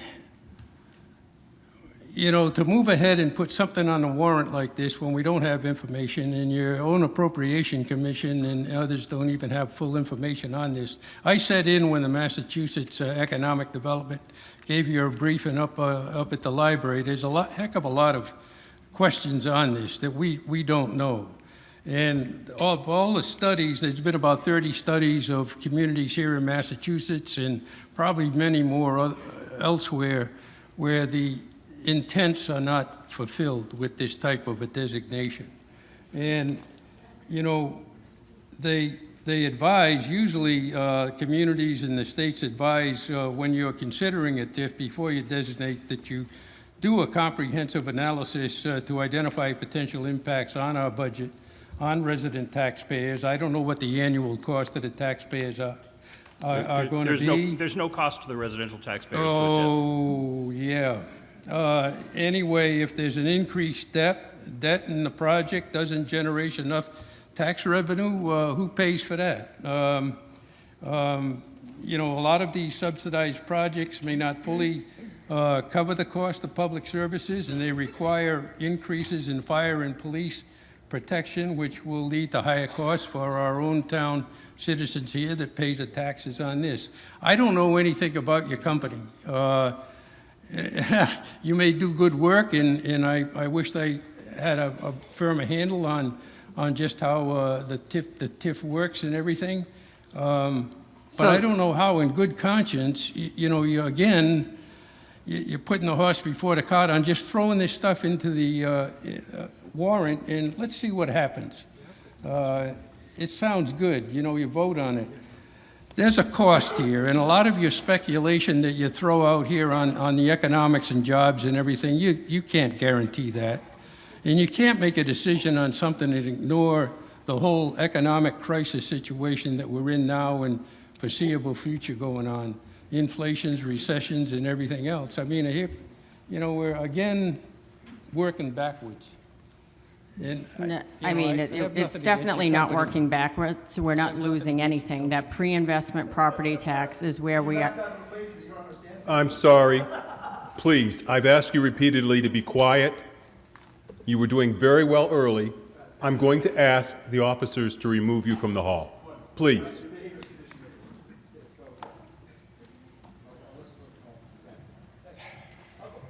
And again, I apologize to the body. Anyway, so the pre-investment property tax is where we are now. You're not going to lose any tax whatsoever. The adjustments is their new expansion, and the incremental tax base is what we would give them a TIF on. So the new value of that expansion. And it could be any percent. It could be, 20%, 30%, 40%. It's varied. That is what is made within the agreement. And typically it does not exceed 20 years. I'm not saying at all we would go 20 years. We might go 3 years, but those are the terms that we would have to agree upon. Yes. Were you here first? Over here. Hi, thank you. Carter Brannon, 22 Sherlin Drive. Well, first, I think, Saint-Gobain is a large international company that does a lot of stuff and a lot of people have heard of, and I've always been very proud that Northborough has an important part in such a major company. And from what I've seen of the kind of plans of this, I think there's a lot about the construction project and expansion that's very exciting for our town. The only, I had, looking at some of the stuff that had been presented at a few boards, there were a couple concerns that I had about mostly the site plan.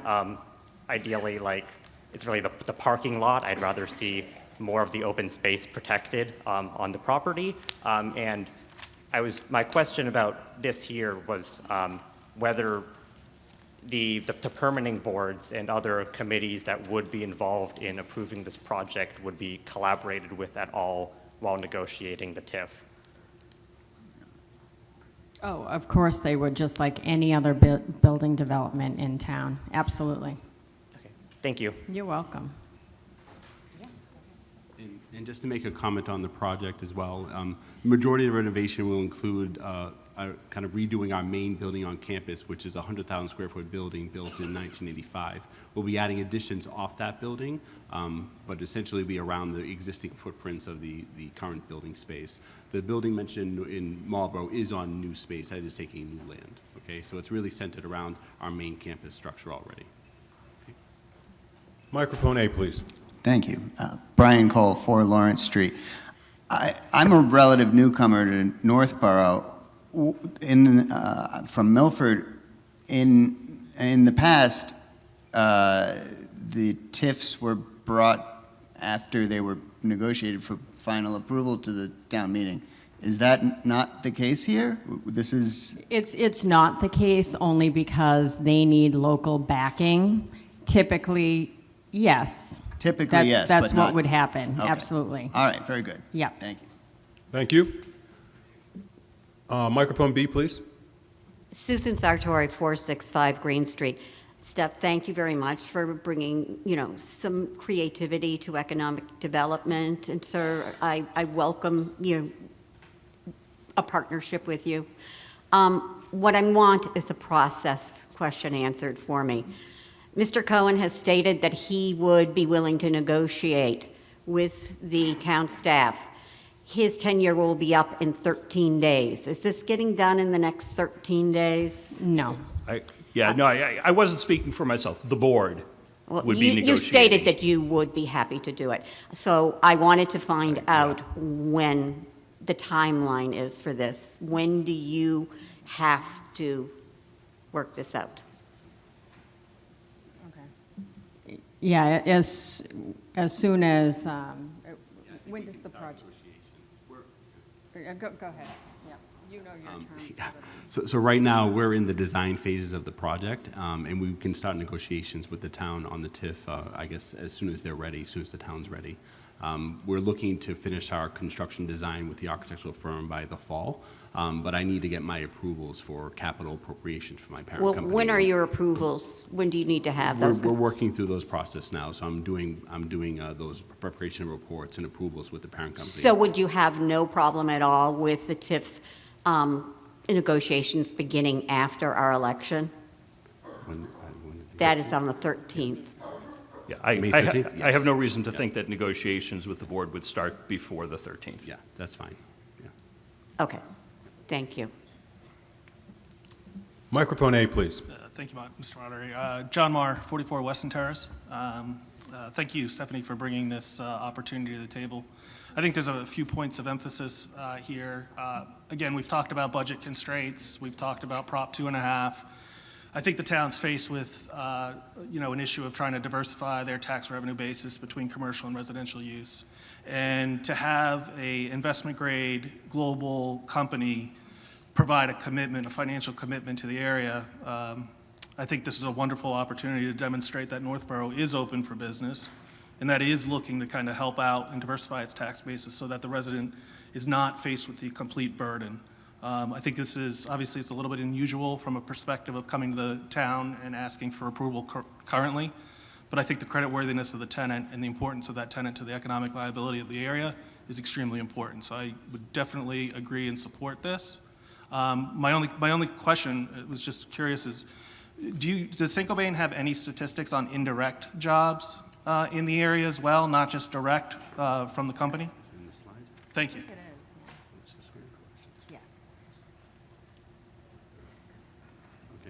So this is an analysis that was done from a partner of ours with Saint-Gobain, using a U.S. economic model that's commonly used for these development projects. So we're approximating the 63 employees added. The direct impact in terms of contribution of people to the project is 134. Indirect impact is 181. Induced impact 204. And the output from the model that was used is about 156 million in total kind of economic value created over the lifetime of the project. We're looking to do this over the next 5 years, okay? And you can see some of the estimated financial impact from the model, both for Marlborough and Northborough that was estimated. And you can see where we have the estimate of the future value, considerable increase in taxes, from what we pay today versus the potential final value, depending on the scale of the project we're able to complete.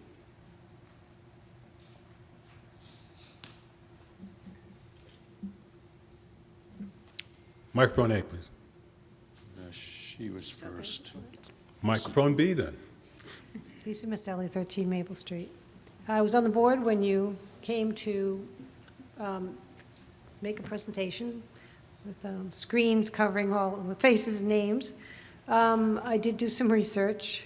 First off, you're a very well-known company in the town, and we're very appreciative of all that you have done for the town. And you've been a great neighbor and certainly a wonderful company. I know that you're more than a $20 billion international company. You've come with great pedigree. I'm concerned in that you have a timeline that doesn't allow us to do things in the normal fashion. That coming to make a TIF for the first time that we've had one in many, many years, that I think the town should be a part of that. I think they should understand what the benefits are and what they will receive from what the actual TIF will be. I do know that it should be, and probably will be, related to your employees, because there's something else in Massachusetts that requires that. So X amount of employees gives the credibility of you supplying what you're saying with the TIF. Am I correct on that? That it is tied in with the employees? Yes. Okay. So, and that putting together the worksheet. I know that Marlborough has offered to be a part of that, and I'm glad to hear that. Gives me a little bit more comfort. But I do feel that I would be much happier to have everything happen where people saw it and were aware of it, and that we, if necessary, would go to a town meeting, a special town meeting, instead of just, well, we're going to work with what we have. You know, we've had an awful lot of trust, and trust is getting, it's a little bit difficult without having dollars and cents. As you've seen, this meeting has been full of dollars and cents. And I would say that I would be more comfortable knowing all of the details before we agree to this. Thank you. Now A. Thank you. Jack Backstrand, 76 Cedar Hill Road. Just so I can understand correctly, the gentleman here from St. Gobain is asking the town to give the town the right to negotiate with St. Gobain. Has the project inside of St. Gobain been approved for Northborough?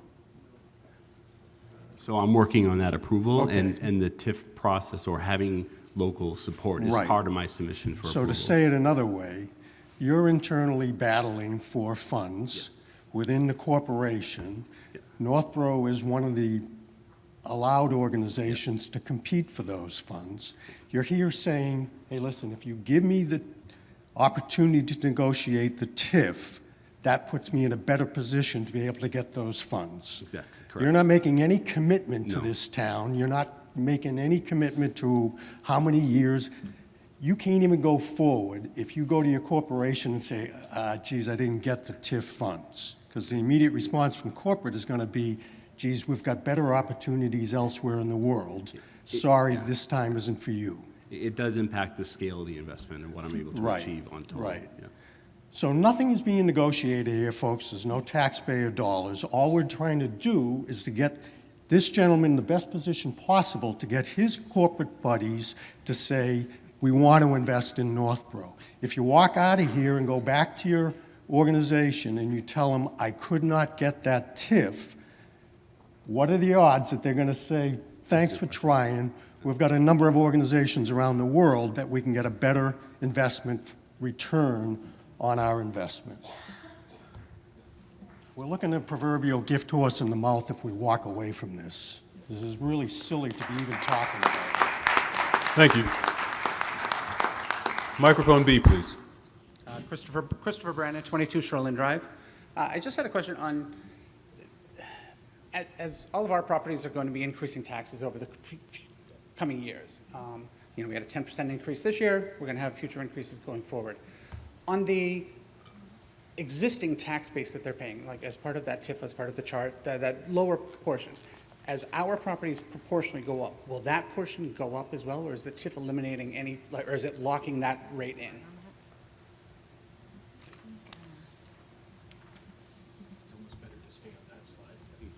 Is it, so for instance, Northborough's current building value is 17 million. Correct. So does the TIF lock that rate in, or does? So that- the TIF, we will always collect taxes on that 17 million.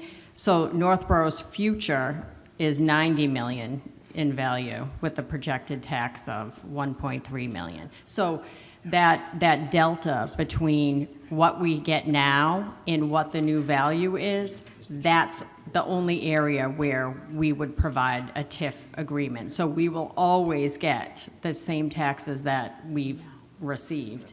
It's just the new value, that's what will give them a temporary tax savings on.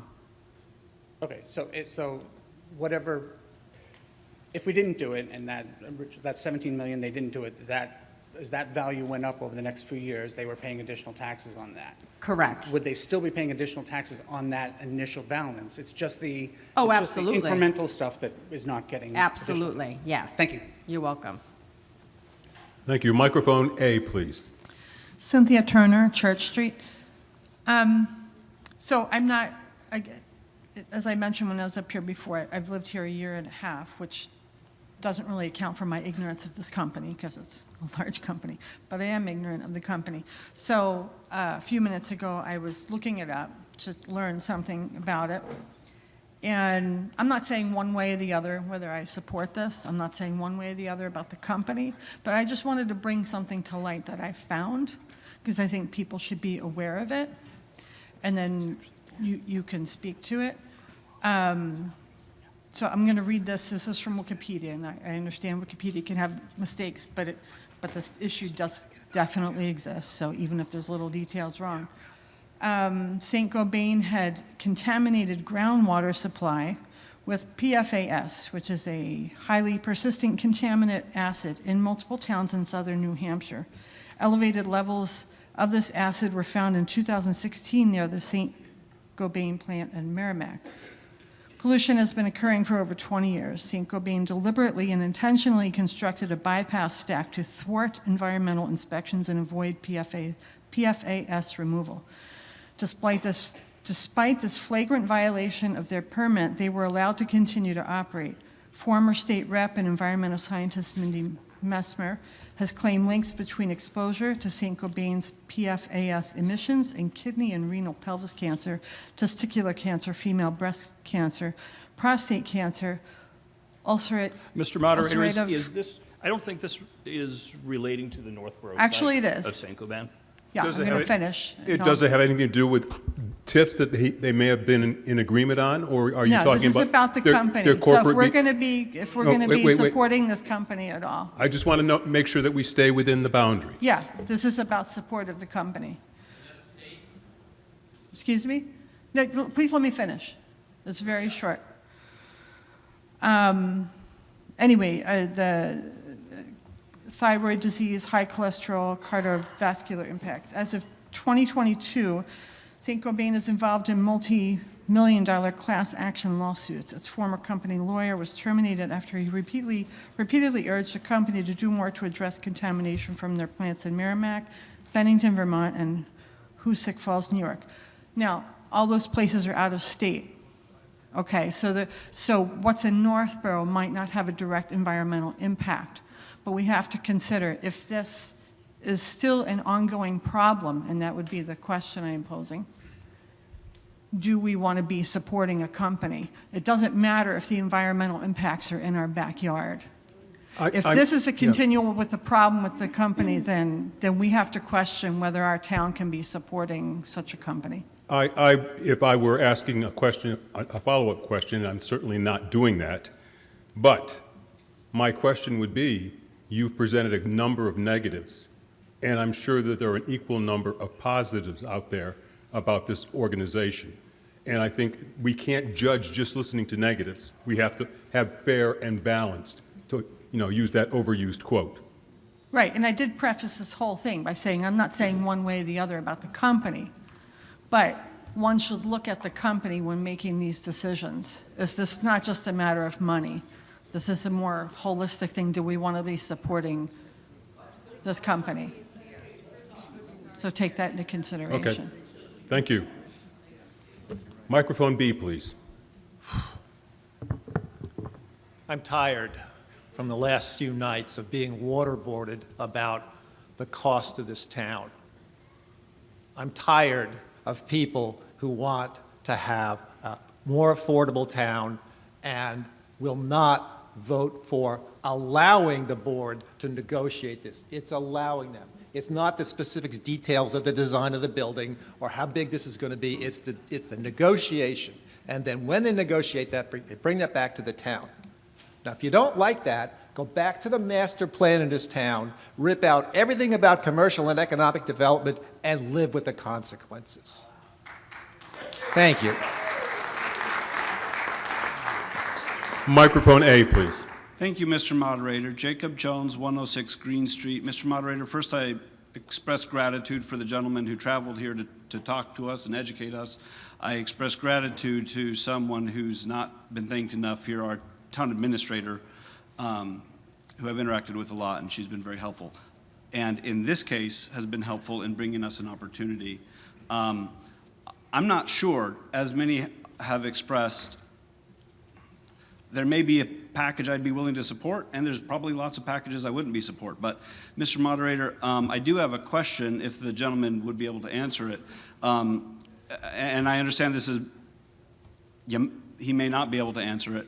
It's maybe unknowable, but in the timeline we're talking about here, I understand that there's a presentation being made to some probably C-suite folks who are deciding where to allocate some company resources between potentially 8 different sites. And it sounds to me like there's a decision of how much, if any, of those resources may be allocated to our site. If we vote today to say, yes, we give the power to our select board to negotiate this, does that lock us in, or is it going to be depending on how that negotiation goes, or do you know? Or does the gentleman know? Please. No, I think we still have to negotiate an agreement that the town's happy with and we're happy with. That still has to happen. So, yeah. So I think that. Can you speak? Closer to the mic, please. Sorry. No, we still have to negotiate an agreement with the town that the town is happy with and that we're happy with. So we're entering that phase of the agreement. So that's the only thing that's being voted on today, is to have us to have the right to negotiate an agreement. Right, and maybe I can reply. I think you may have answered the question, but my question is more, it seems like the C-suite is looking for, do the voters support generally the idea? If we say, yes, we do, is that enough to convince them, go make whatever deal you can make, or do we have to, is it going to depend on the outcome of how shrewd or relaxed our select board is in their negotiation? So the investment has a lot of factors. This is one positive factor if I have support from the town. Okay. It's very positive to have the town supporting our local investments, specifically when they're long-term investments. It's a research site. We've been here 40 years. I'd like to be here 40 years more if we could, right? So I think it just gives that nice support to, we know we have the community as part of our team. I understand that, and I want to convey the message that this part of the community who's speaking right here does support this partner, and hope that they can make a decision to invest in us regardless of what the outcome of this is. I'm a little concerned again with the timing and the procedure and giving unlimited authority. I have a lot of trust in our select board, however, that they'll make a good decision if we do give them that authority. Thank you very much for the presentation. Thank you. We have the last 2 speakers. I'm going to go to microphone B. Hi, Saurabh Samani from 47 Little Pond Road. I'm hoping to look at that chart again because I think it's causing confusion, well, at least for me. Sorry, what chart? The chart of like the graph of their taxes. Okay, yeah. Oh, Yeah, that one. So Okay, yes. that makes it look like that after 5 to 20 years, they stop paying property taxes. No, that was just. That's what that is, though. Okay, well, no, that's just an example of something that you could do, the years, that they're variable between 5 to 20 years, so you could, it's just showing the pre-investment and the growth and what you'd be taxed on. So no matter what, you will always recoup the same taxes that you were before the expansion happened. That expansion area where it says adjustments, picture the new building there. The incremental tax is the tax based on that new value. I kind of understand. I'm just saying that the pre-investment property tax is what they have currently. Yes. Shouldn't that be ongoing forever? Oh, it is ongoing So why forever. does it stop post-TIF taxes? I don't, it's just a slide. I don't But know. it's I'm important ex- because that's It's what's really because ever- then all of the items are combined, that there's no more discount anymore. They're just paying the usual rate on all of their property Because that at the seems end of to the be TIF. what's causing the confusion is people think that we're going to stop charging them tax because that's what that chart says. So it's, as long as it's understood that they're going to continue to pay taxes. That's all I just want. Thank you. Yep. Microphone A, please. At Doug Stone, 33 Birchill Road. I'll give you an example of a TIF that we did with Coleman House a number of years ago. It was a 10-year TIF. And the way that works is the first year of the assessed value, they paid 10%, and they conceded 90% of the tax, the assessed tax value. The next year, they paid 20%, conceding 80% of the tax value. So I would just hope that the selectmen could negotiate something a little bit more aggressive than that. Thank you. Thank you. Is there anything that our presenter would like to add before we go to vote? No, I just thank you for the consideration and the various questions and the opportunity to be here tonight. I know it's been a long town hall meeting, and thank you for allowing me a slot to come in a little earlier, and appreciate the consideration. So thank you. Thank you.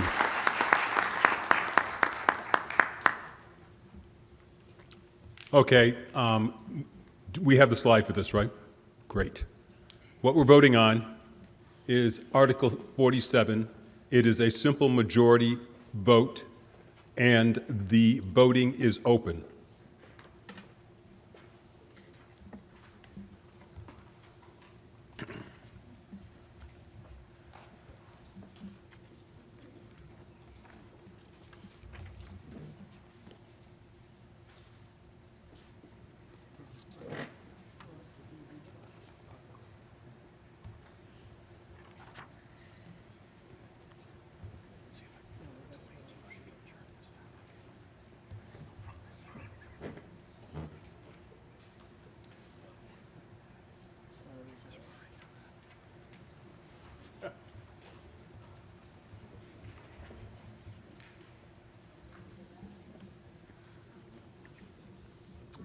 Okay, the voting has slowed. Let's see what the results are. Article 47 passes by the majority vote.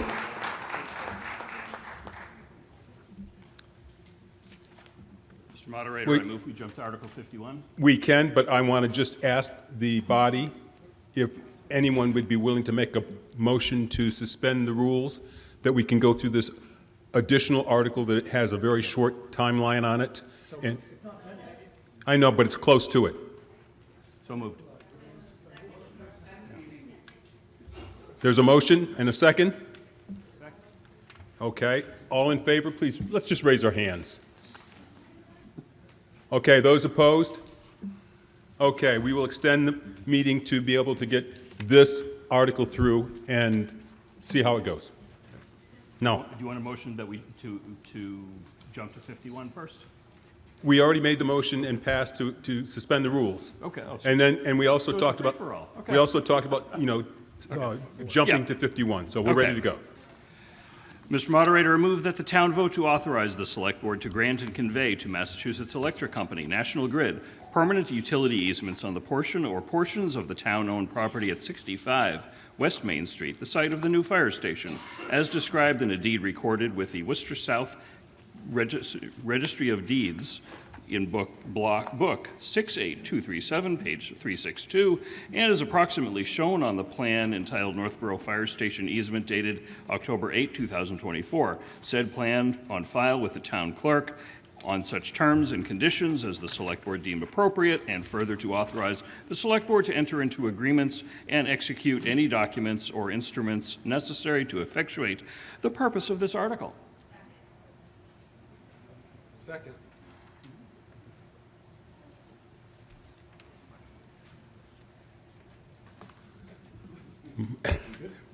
Motion's been made and seconded. Presentation by our fire chief.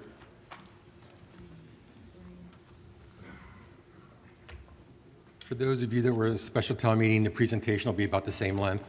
Oh, no. No. I promise. I'm tired. This is really as simple. This is just a utility easement that allows a utility, and in this case, National Grid, access to their equipment for installation, maintenance, things such as their power, their pole, the lines, those types of things, so they can actually come on and do the work they need to do. It's that simple. The Select Board unanimously recommends approval of this article. Thank you. Any discussion or debate on Article 51? I just have one quick question. So if this votes no, does that mean you guys don't get electricity? I don't understand. I'm just. If this votes no, that means that National Grid won't put any electricity on our property. Okay. For now. So that would be a big problem. Okay. Any other discussion or debate? Are we ready for the graphic? Okay. The voting is now open.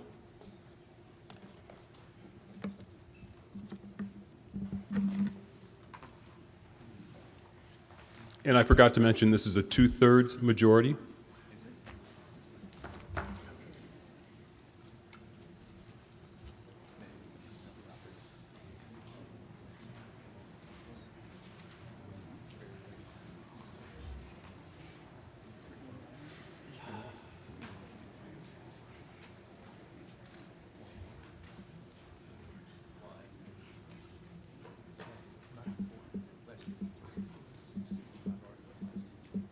The voting has slowed down, so I believe we're close to it. Has anyone not had the opportunity to vote? Let's look at the results.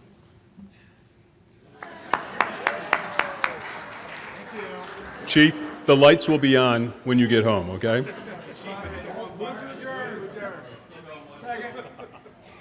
There's been a motion to adjourn. There's a gentleman at the microphone. Yes, please. Chris Brannon, 22 Shoreland Drive. I actually have a motion to extend the meeting tonight to at least 11 o'clock. You know, we're getting nowhere going through these motions. We're going to be going into next week at this rate. There's actually a motion on the floor to adjourn, and I have to address that first. Fine. Okay? I can't hear what you're saying back there. I think we lost the quorum. I think they walked out the door. I don't think we have enough people to even vote. We can vote until someone questions the quorum. But at the same time, no one had questioned the quorum when that motion was made. We moved to adjourn and we seconded it. Yes, I'm talking about the motion to adjourn. So, do we need to have this electronic, or can we do it hand vote? Those in favor of adjournment? And those opposed? See everybody tomorrow evening. Thank you so much.